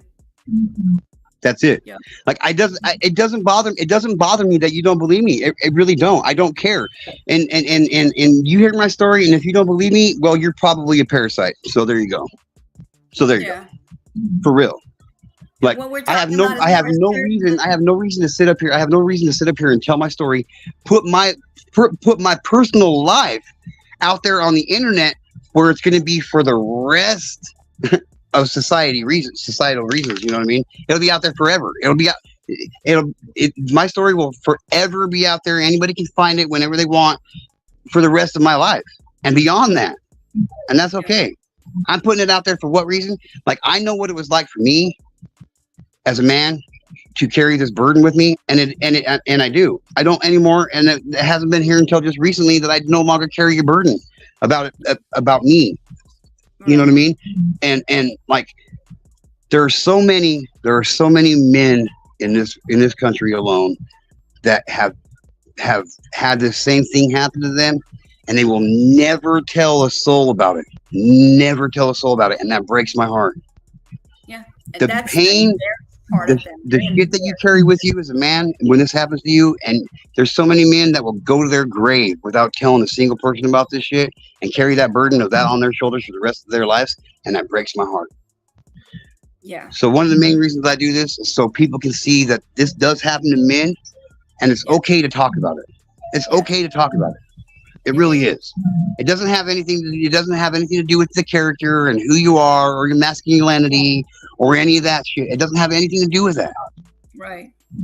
The fact of the matter is even though you're a man, it happened to you, and you shouldn't have to carry that for the rest of your life and keep that secret to yourself. You shouldn't have to do that. And I encourage anybody. You didn't do anything to deserve it. And discovering the truth, if you want to come up, and you can come up as well. I've told everybody that's in the chat, if they'd like to come up, you can come up. I'll drop the link. If you feel comfortable enough to come up here, you can. You're welcome here. You know, I just want to say this real quick too. You know, like, I see quite a few people, Cash, Discovering the Truth, Dippy. They're all here from the communities that I go to, and like, you guys have no idea. Yeah, I have no idea what that means to me. Like, the support that I've got from YouTube is fucking amazing, and I thank each and every one of you guys, every one of you that are here watching this, not even from my community or any other person's community that I go to, like everybody that's hearing this for the first time, everybody that's hearing this for the second and third time. I appreciate the support and love you guys show me, and thank you. I don't Thank really you. know how else to say it. Yes, definitely supporting him for that, guys. Everybody that's coming here from his community, my community, supporting him, because YouTube is a way to let things be known and help others, because you don't know who's listening. Okay, we don't know who's listening. We don't know who's been through this, and maybe this is going to give them the courage to come out and talk about it as well. Yeah. This is a good thing, you guys. It's a good thing, and he's very emotional, and you can tell emotional. He's like, wow. That's amazing. I just like he said earlier, I'm proud of you. I am so proud of you. Thank you. And in the end, in the reality of it all, yes, I started doing this for myself. I really did, as a way for me to deal with the trauma and expand and heal myself. And it's turned into so much more than that for me now. This really isn't no longer about me and what I wanted to do. Like, this is about, like, I say it all the time, like, one child is one too many. And if we can stop, if somebody hears just this interview right here and comes forward, because I've already had quite a few people come to me and tell me, hey, G2K, you know what, like, my son and my daughter had overheard our conversation we were having on the live stream the other day, and they came to me and told me that their Uncle Bobby was messing around with them. You know what I mean? So put a stop to it. Like, so I've already reaped the rewards, right, of knowing what I'm doing is right. Like, I receive death threats every single day in my emails and shit. You know what I mean? Like, and I don't care. Like, the first 100 of them that I got, like, I was legitimately like worried about it, you know what I mean? But the fact of the matter is what it comes down to is these people that are sending death threats to me, they're pedophiles, and I don't care about them. Like, I'll give you my address if you want to come to my door. You want to come to my door and really put your death threat to a test? Let's see who walks out my house. You know what I mean? And I mean that shit. I will. I'll give you my address. Come and get me. All pedophiles out there, I'll give you my address. Come and get me. Come and get me. Right. You know what I mean? We do that to a person who's no longer a victim, but at the time was a victim to this type of thing, and you want to go and give him death threats beyond what he's already going through his whole lifetime, and now you want to do death threats? Are you kidding me? Horrible. Yep. I'm only going to uncam because I'm going to smoke. I don't want to smoke on the camera. At the time, he was a victim, and you want to do that? You want to send emails to someone? Come back on. Are you kidding me? I'll GPS you my personal location. Come and death threat me in my face. Come and see what happens. Because I guarantee you, only one of us are going to be walking out of here, and one of us is going to be leaving in a body bag, and the one leaving in a body bag will not be me. No. Mm-hmm. Just straight up. Hi, Discovering. Thank you so much for being here. I really appreciate it, sweetheart. I really do. Yeah, that was sweet of you. Oh, man. It's horrible that you're getting these emails. For what? Like, for what? What is that doing for you? Email him with death threats. That doesn't make because any they think because this is how lame-brained they are. Legitimately lame-brained. They think that them sending that one death threat to me is going to make me change my ways of doing what I'm doing. Because when people who do good shit get more resistance from people, because there's more evil in this world than there is good. And when good people try to do good things, bad people try to do bad things. But here's the thing with me, I don't give two shits or a squirt of piss about what you think you are, because I'm telling you right now, I am one of the strongest motherfucking people that's walked the face of this planet that I know of. And you want to come at me? You think your lousy little death threats are going to get to me? They don't.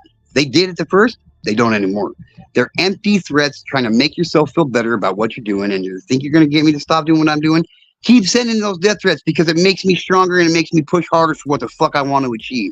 So please, continually send me your death threats. I encourage it. And by the way, he's covered by the blood of Jesus, so nothing's happening to him. That's right.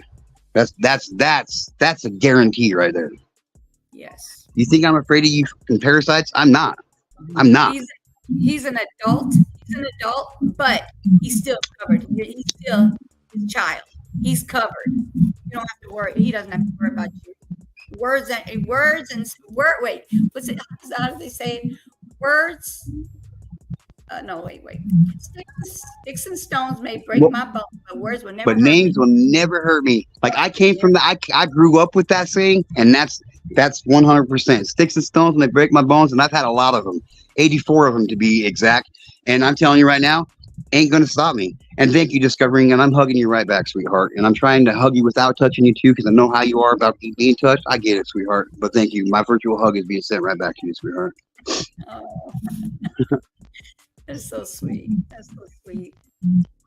Oh wow. So anybody have any questions they want to ask? I'm down. Like it doesn't, like I said, it don't matter what question it is. I tell the truth. I'm truthful. I'm open about my life. And if you want to know anything about Get to Know, all you need to do is ask and I'll tell you. And that's 100% fact. Yes. Exactly, Discovering. Right there. Thank you for highlighting that one. Exactly, Discovering. 100% correct. Yeah. Right there, sweetheart. And on that one. Discovering says, right, if we survived our childhood trauma, all those idle threats don't mean anything. Nothing. So, you know. Wow. Yeah, so if anybody has any questions, we're gonna do 2 hours and that's it. I'm not doing no 5-hour live and stressing him out any further. He's already stressed. Me either. I got to get to work at some point in time. Right. But like some of the things I got working, I'm starting to work on is I've got an idea for a children's series, a book series. It's called Sad Sarah, and it's gonna, and it's gonna be a children's series books Okay. about Okay. awareness that puts it at a level that these kids can understand.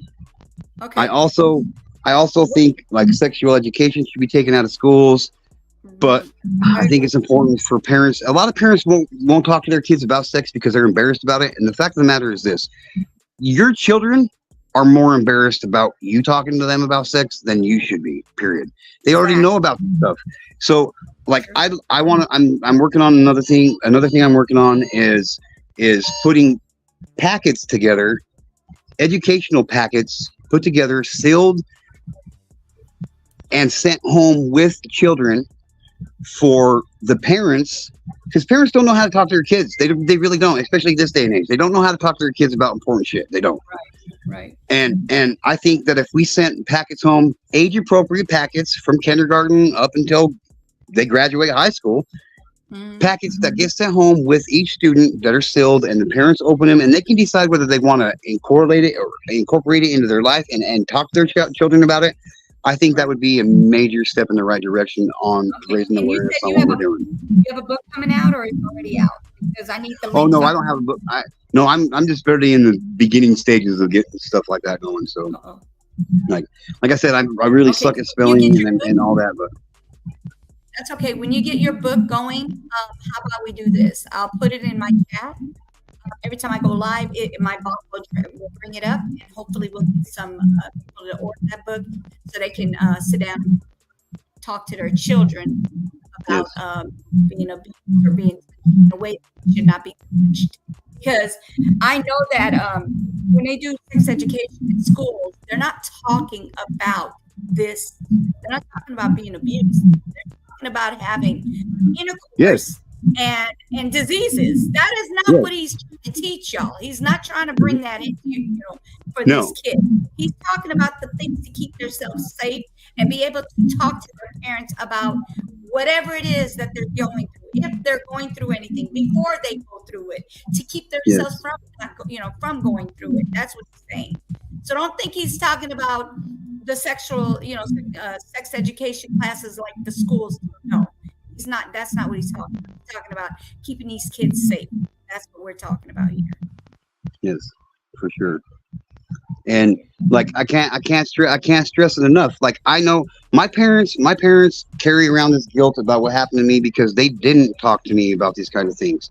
Well, I don't blame them because you can't talk to anybody about anything if you don't know how to talk to them. Period. Especially if you don't know, you know what I mean? You can't you it's impossible. Yes. It's absolutely virtually impossible to do it.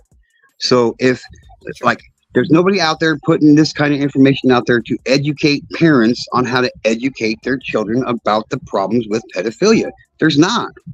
I come from a time when I was in school that it was slightly talked about here and there once in a while, but we were taught to trust who? If you're having a problem at home, you talk to who? The police. Well, you can't even do that anymore because police officers are doing the same thing. Like Right. like there's so many people out there that are trying to get to your children that it's almost impossible to turn your back on your children for 1 second. You can't. And unfortunately, we live in a society where we can't spend 24 hours a day, 7 days a week with our kids. We can't. You got to get And if some we do not, educate them, we're sending them out to slaughter. Period. Yes, definitely. They need to be educated. As soon as they understand, it's time to educate them. And then, Yes. as far as when your kids are younger, before they start understanding what you're about to talk to them about, you should be hovering over that baby. Do not let just anybody around your kids. I'm talking uncles, brothers, sisters, fathers, mothers, all of them. All of them. Right. You should be aware of all that with your children, no matter what. Never let Right. them just be around people. Yep. No, like my daughter, You don't know what's going on. You need my to daughter reach has her first real boyfriend, and she asked my wife and I if she could go spend some time at his house with him, and I said, yeah, that's fine. But you know how this works. Like I want his phone number, I want his parents' phone number, and before you even get out of the car, I want to meet your boyfriend. I want to have some words with your boyfriend. I'm going to introduce myself to his dad, his mom, whatever parents, his grandma, grandpa, whoever is the ones that have custody of him. I'm going to talk to them and I'm going to tell them who I am. I'm going to tell them what I'm about, and I'm going to tell them just don't, you know what I mean? Just because your daughter or your son's got a boyfriend or a girlfriend, don't just say, okay, well, yeah, you can go hang out with them. Like, do your research, man. There's reasons why there's background checks on the internet that you can run on people. There's reasons for it. There's reasons for it. Yes. Utilize it. Become educated yourself on how to keep your children protected, because unfortunately, most people don't know how to do that. They think they're doing a good job. Like my parents. My parents firmly believed up until the time I was 17 years old, and when I told my parents that what happened to me, my parents firmly believed in their heart and soul that nothing ever happened to me. Mm. Well, They didn't want to believe that their friend would do. yeah, for real. Something like that to their child. That's what it is. It's not that they didn't believe you. It's that they didn't want to believe that he did. As a Oh yeah, friend. they just yeah, okay, yeah. I'm glad you caught that, and I'm really glad you caught that because I didn't even realize that's how it came out. But that's not how I meant that they didn't believe it. They believed me. They believed that it happened to me. They believed me that when I said that it happened to me, that it happened to me. They just couldn't Right. believe that it happened Right. because they And that thought it they was did. a close Yes. friend. That's horrible. It's Yes, horrible. you know what I mean. So, And discovering the truth, yes, it is dangerous. You need to talk to these kids. And as far as devices, I was a POS. My kids used to tell me that, Mom, you're a POS. I didn't know what that was until I found out it mean parent over shoulder. I was like, you doggone right, I'm a parent over shoulder. I'm gonna keep you safe. That's what I'm supposed to do. That's why I brought you. When God Yep. gave you to me to have you as my child, I'm supposed to protect you. So yes, I'm a POS and I'm proud of it.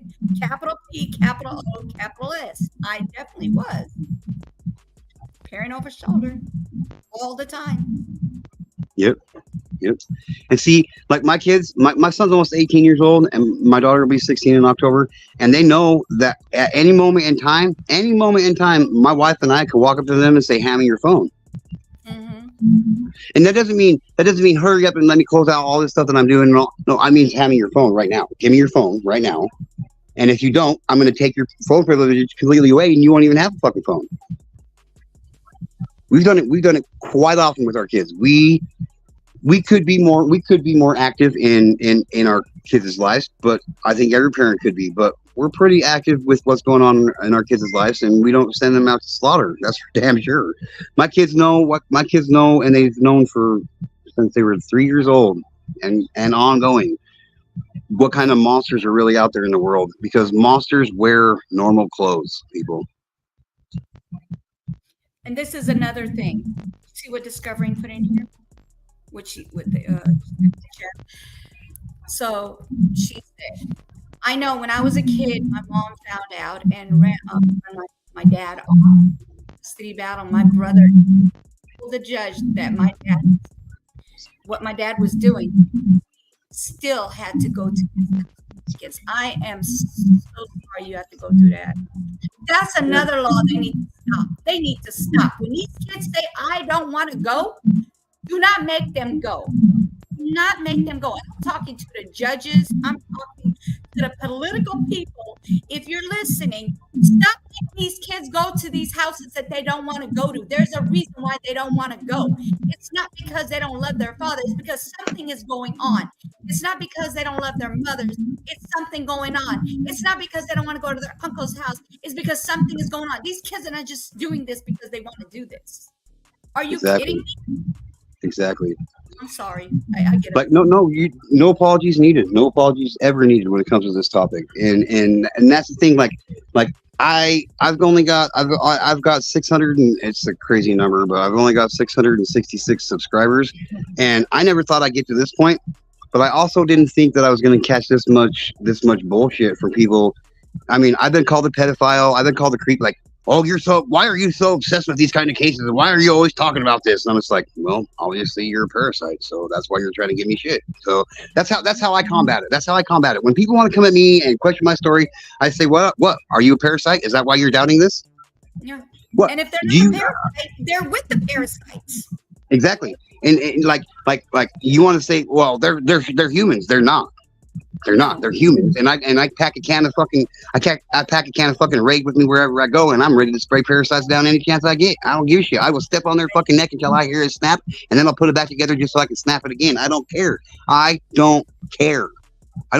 You are nothing to me. You are nothing to my world. You are nothing but a hindrance to the greatness of our country, and therefore you should perish in any way possible. I don't care how fucked up your life is. If you're touching a child, you deserve every fucking rotten thing that happens to you, period. I know it was scary, my brother there, but when 16 and wasn't forced, I was stuck there alone. Oh, Jesus. And I took friends. Oh my God. I'm so my heart goes out to you, Discovering. My heart goes out to you, sweetheart, for real. And see, and see what she's saying is that shit's happening right now. That shit's happening right now. I also know, and I hope it's okay that I say this, Discovering, because like I know that Discovering, she's been single for 17 years because of this fact alone. She's decided to be single because she doesn't want to put her child at risk of becoming a victim. Yeah. Because the reality of it is this. Now, I always catch shit when I say this, and I'm expecting to catch some shit here, but just hear me out before anybody wants to throw any kind of shit towards me, because it'll make sense in the end. Y'all better not say that. When a man and a woman are together and they decide that they no longer want to be married and they divorce, okay? And they go their separate ways and they share custody with a child or whatever. And they decide to get into a relationship with another person, and they bring a step parent, man or woman, a stepchild, boy or girl, into their child's life. You have now raised the risk of your child becoming a sexually abused victim by that step parent or child or whatever by 99%. Okay, you have now raised the chances of your child becoming a victim by 99%. Now, before the shit starts getting flying out there, I'm not saying that 99% of all step parents and all stepchildren are pedophiles. That's not what I'm saying. You got to listen to the words. The words are extremely important. You raise the chance of your child becoming a victim by the step parent or stepchild by 99%. Mm-hmm. You raise the risk of your child becoming a victim by 99%. by getting in a relationship with somebody else and bringing the step parent or child into your child's life. It's a fact. If you don't believe anything I'm saying, then by all means do your own research, and then you can come back to me and apologize to me and say, okay, you were right. And I'll wait. I'll gladly wait. Please educate yourself. Please educate yourself. What I'm saying is 100% stone cold facts. I won't say anything unless I know about it. And if I can't verify it, I won't speak about it. Yeah. It's fact. It's a fucking fact. The fact of the matter is that's the reality of it. Period. You know what? That is so true, because every time I look at a case, before they even say, oh, he's the one who did it, that person did it. Like, okay, so I'm going to give you a name, Madeline. You know Madeline, right? I'm sorry, Madeline. I don't. You don't know her? Oh, Madeline Soto? Yeah. Yep. He's from 9 years old and on until she turned 13 at birthday. Yep. Unalived by her father. Yep, I do. Step. Yep. I don't know. I don't think we were married, but her mom's man did this to her. That is where I don't understand why these women don't look at a man like, I'm talking nitpick every little thing about him until they know for a fact that man is not the one that's going to put their hands on that child. Just nitpick and find out exactly, like any little red flag. I'm talking a tiny speck of a red flag, and then say, you know what? Heck no, you're not coming around my child. And this is how they should think. I don't care if you have to be single the rest of your life until you find someone, or you don't find one, or till the day you pass on. But you need to nitpick and who you bring around your children. I don't care if it's your daughters or your sons. Either or, they can also be in danger as well. You need to nitpick every little bit of that red flag. I don't care how long it takes. Do not bring no men around them doggone children, or women around them children. Don't do that. Your children at risk. Like you said, 99%. You raised it. Yes, absolutely. You raise the risk of your child becoming a sexually abused victim by 99% by bringing a step parent or child into your relationship, into your life. It's a fact. And like I said, I catch shit for it every single time I say it, and I'm amazed I haven't caught shit on it yet on here. But obviously, I've kind of proved my point that I know what I'm talking. Obviously, I know what I'm talking about. Yeah. Obviously, I know what I'm talking about. I spent hundreds upon hundreds of hours doing research into this problem. Probably thousands of hours, and that's no bullshit. Yeah, there's a lot more than the one I just mentioned. That's just one of the recent one. I'm talking, there's thousands, probably millions of these doggone people who are putting children at risk. And yes, you should feel guilty for it, because you should have watched what you were doing when you brought that person into your home. That part pisses me off. Yeah. For real. Like when that case first came out and it hit YouTube streets, like I looked at my wife and I said, I guarantee you, like before I even knew too much about it, I looked at my wife and I said, is he a step parent? And she's like, no, they're not married, but like she's lived with him they lived together for years. And I said, well, I guarantee you that son of a bitch did something with that child, and it's because he was sexually assaulting her. And lo and behold, that's exactly what happened. Yeah. Before any of that shit, any of those kind of accusations came out, before they even found her body, I told my wife that, and she's like, probably so. And lo and behold, I was right once again. That's the reality of it. Like, I would do anything, and I mean any fucking thing, to protect my children. Amen. And even though my son's almost 18 and my daughter will be 16 in October, if my wife and I were to separate right now, I wouldn't bring anybody into my children's lives until they were adults and out of the house. Period. I wouldn't do it. Yeah. And she would do this. She wouldn't do it herself. She'd do the exact same thing. She wouldn't go give somebody else, just because of that fact of the matter alone.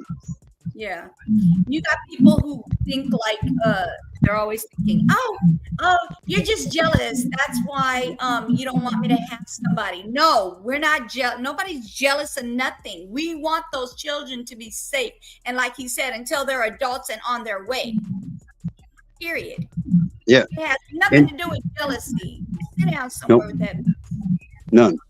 Like, That's and I great. tell my kids this, you know, I'm like, just because you turn 18 and you no longer live with your mom and I, if you think for 1 second that I'm not going to be that parent that calls and checks on you all the time and make sure everything's okay, like you got another thing coming. I'm your dad until the day I die, and I'm responsible for you to keep you safe until the day I die.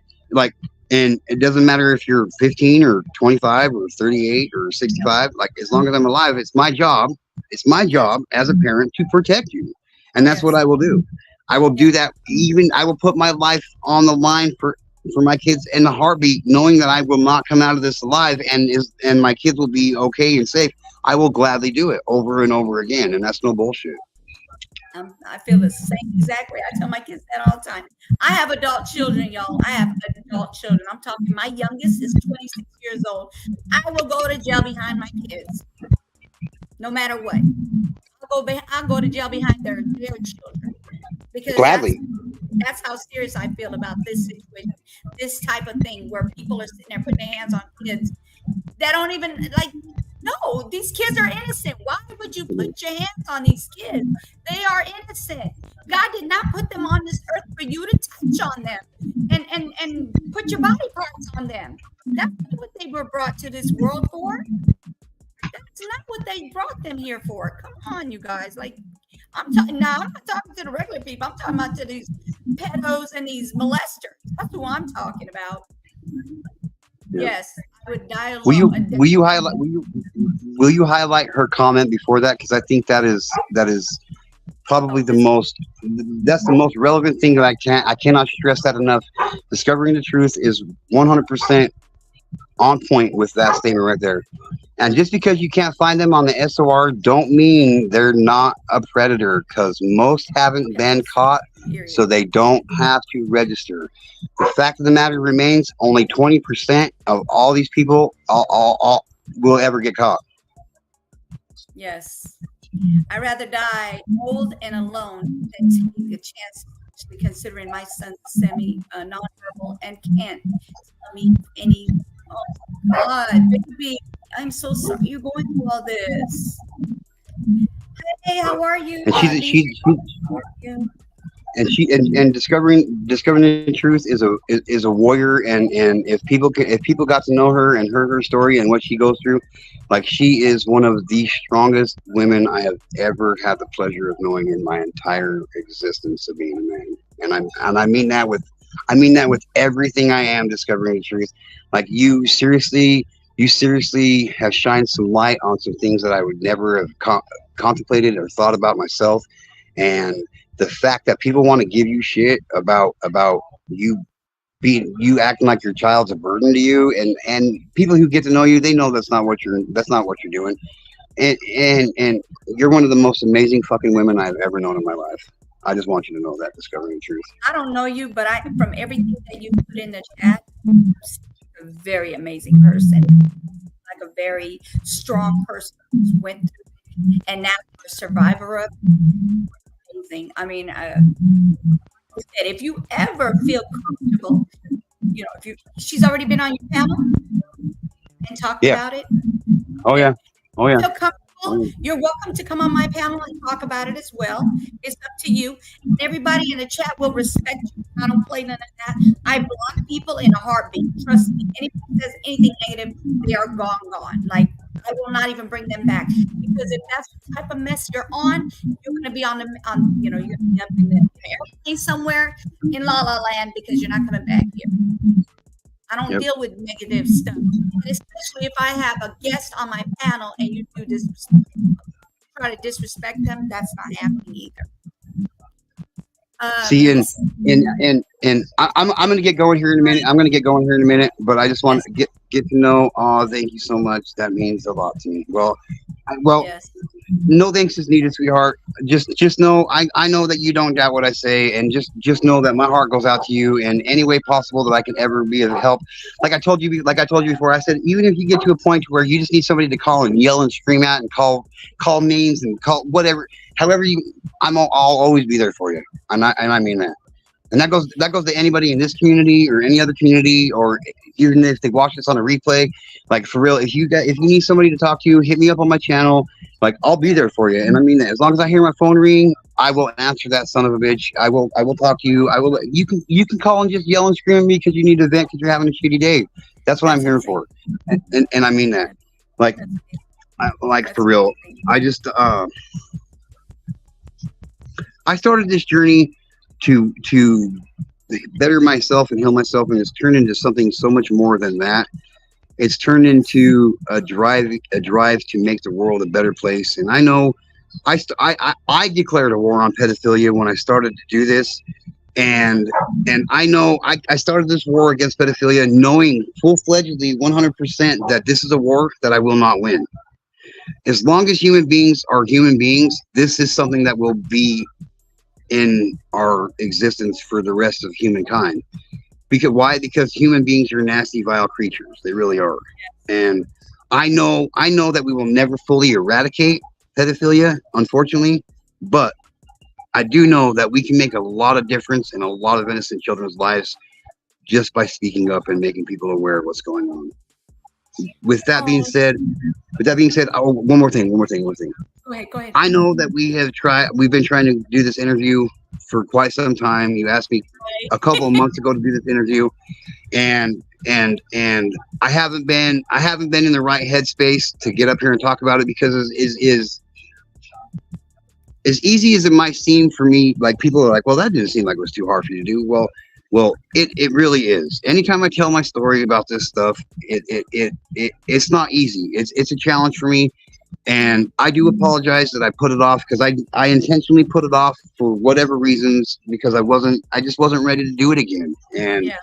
I got a hold of you. I got a hold of you yesterday, and I said, "Look, I'm ready to do it whenever you are. I'm in that mind state. So whenever you want to do it." And you jumped on it right off the bat, and I'm glad you did because I couldn't say that I would be ready to do it tomorrow. Right. Right.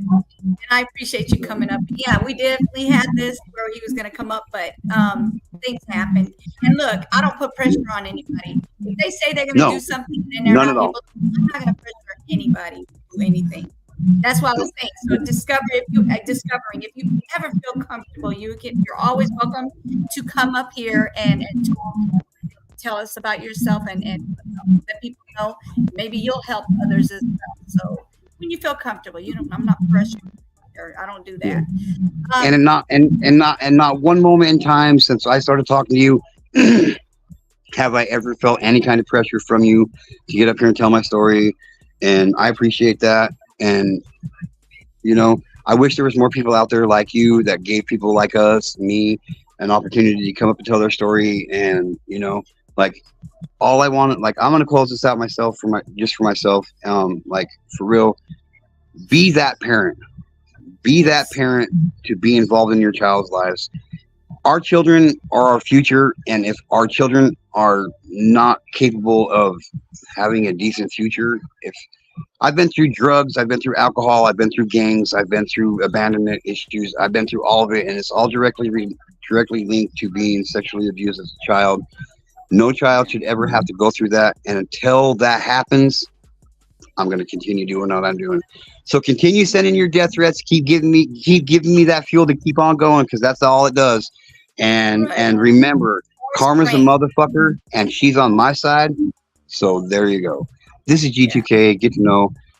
Do me a favor. Tell your friends about me because they're going to want to know. Get to know. I'm out of here, ladies and gentlemen. Thanks for hearing my story. Thanks for being kind and decent people. Peace, love to everyone. Keep children All right. safe You at have all to work. costs, all the time. Have a good day. Okay. Be careful. Drive safe. I will. Thank you, ma'am. Bye, sweetie. Okay, Discovering says, I can't yell or cry because my son doesn't understand and it's just noise to him and it makes him upset and he feeds off my emotions. So I'm happy at all times. Oh, discovering. I'm good. Wait. I'm good about battling. Is it battling things or bottling things? Oh, bottling things. It is bottling things. I've had years of experience. LOL. Oh, wow. Okay. And then it's hard to even think about what we've been through and much harder to talk about it. Yeah, I understand. And sorry about that, you guys. Um, thanks, media. I like it here. It feels like a safe space, but I have serious trust issues. Thank. Okay, can you give me 1 second? I'm sorry.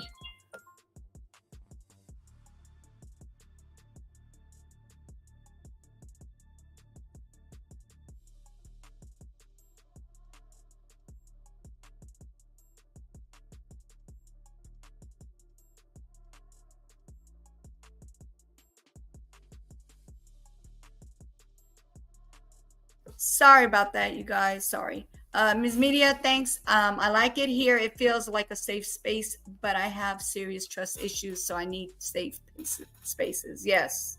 And this is one of them, sweetie. Trust me, we don't play. We will kick out anybody with the negative stuff. And I understand discovering the truth. Have a great day. Thank you, Discovering. I appreciate you coming in. I appreciate that fully 100%. And like I said, anytime you feel comfortable, come on in and let us, talk to us. And maybe we can help others as well. No pressure, though. Have a good, safe day from Grateful Together. This was good. Thank you. I appreciate it. Let's see. Good to know. Sorry. Again, thank you for letting me come up on a panel and tell my part of my story. You're welcome, and thank you for coming. I appreciate you. And you can come at any time. You could come here anytime you want to talk and get up on the panel as well. Yes, a lot of good points today together. Together production. Yes. Thank you guys for coming. I really appreciate it. Let's see. Can I get someone to drop my link? Yeah, it's up at the it's still up pinned up at the top. So anybody that comes in, they'll see it right away because it's right at the top where it says get to know, and then it has your information. I want to talk to him one day. Okay, yeah, I will I'm going to text him and I'll tell him about that. If you're in here, good to know. Together up under you, she wants to interview you as well. If you're ever, if you ever feel comfortable enough. She's an amazing person. She's my sis from another sis. A sis from another mother, I should say. Good points from you too. Thank you. Thank you, Grateful. Appreciate it. Thank you. So yeah, she wants to talk to you. So if you ever feel comfortable, I will, connect you guys together as well.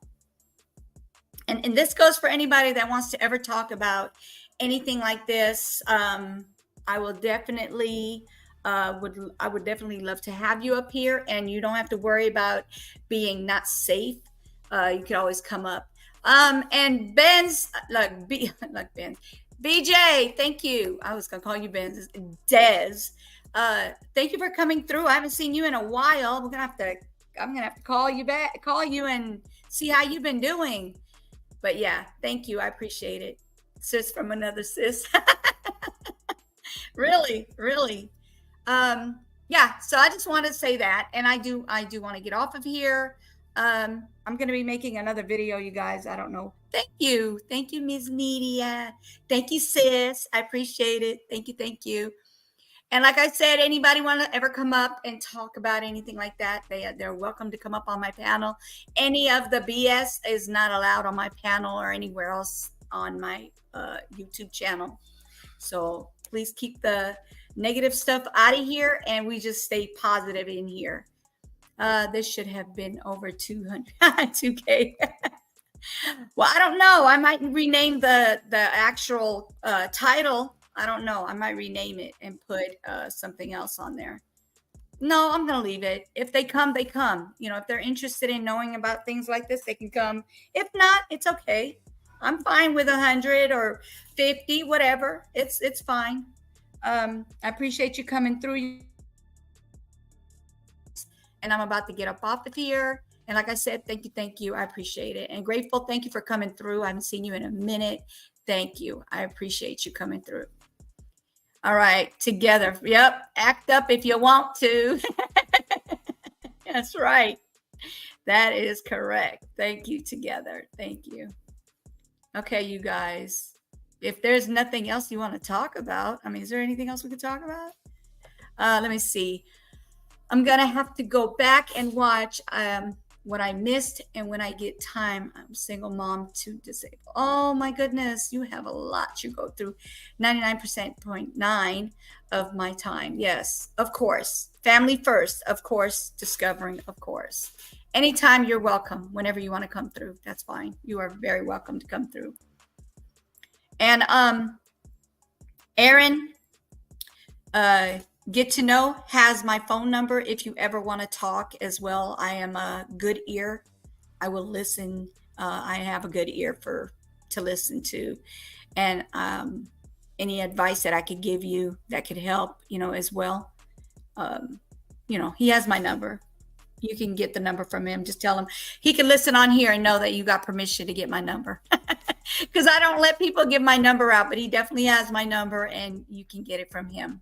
I appreciate you coming through. Thank you. Thank you. Oh, you hear it? You heard it? Okay. Yeah, you can give her my number if she needs someone to talk to as well. Woman to woman. And it never goes anywhere else. It doesn't go to anybody else's ears because I keep everybody's information together. I'll tell you, nobody knows things that she talks to me about and so forth and so forth. I just don't do that. I don't think it's anybody else's business when somebody talks to you. Thank you. Thank you for bless. Oh my goodness, why did I do that? Thank you for blessing this channel and panel. Let's see. Okay, good to know. You're welcome. You're welcome. You're welcome. Woman to woman. That's right. Woman to woman. Oh, not that song. Woman to woman. That's a whole different situation there. Okay, that is not it. Yes, and she said same here. And she said, I'm glad you had G2K on today because that's how I found you. And of course, now I'm hopefully I'll catch more lives. Oh, thank you. I appreciate it. I do cases as well. Things like that's the type of stuff that I do on here. And sometimes we do like little funny stuff just to kind of keep it leveled, the scale, keep it leveled. She's 100% solid. Oh, thank you. I appreciate you, girl, sis. Thank you. All right, you guys, thank you for coming through. I really appreciate it. If anybody else has anything, if they want to come up and talk about anything, you can. I'm going to be leaving up off of here in about a minute. So if you have anything you want to come up here and say, you can. Give me a second. My dog needs to go to ladies' room.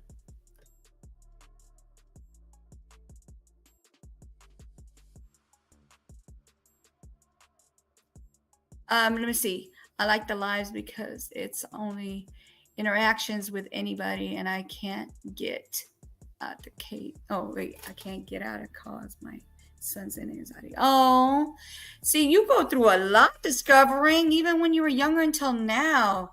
None of my business ever got out. It never will. Never will. All right, you guys, thank you for coming through. But yeah, Lola's calling for me. And if nobody wants to come up, I'm about to get up off of here. And I really, really appreciate everybody coming through here and Get to Know. Thank you. You are a strong, strong person. And your kids are very lucky. And your wife is also a lucky person to have you in their lives.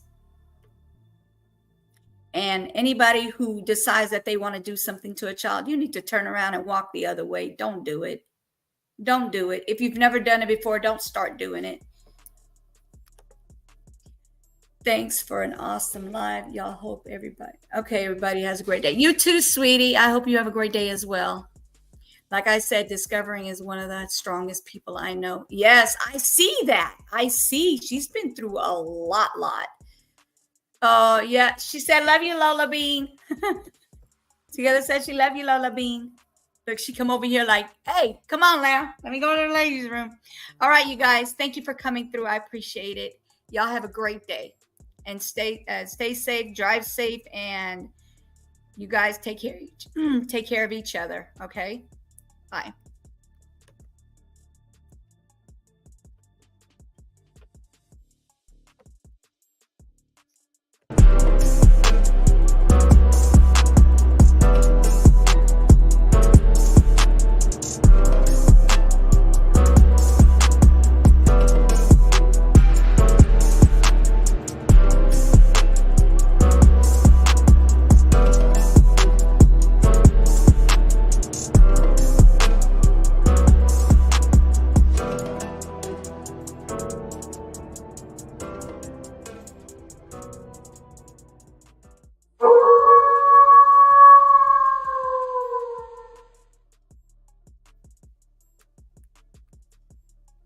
Okay, you guys, thank you for coming through.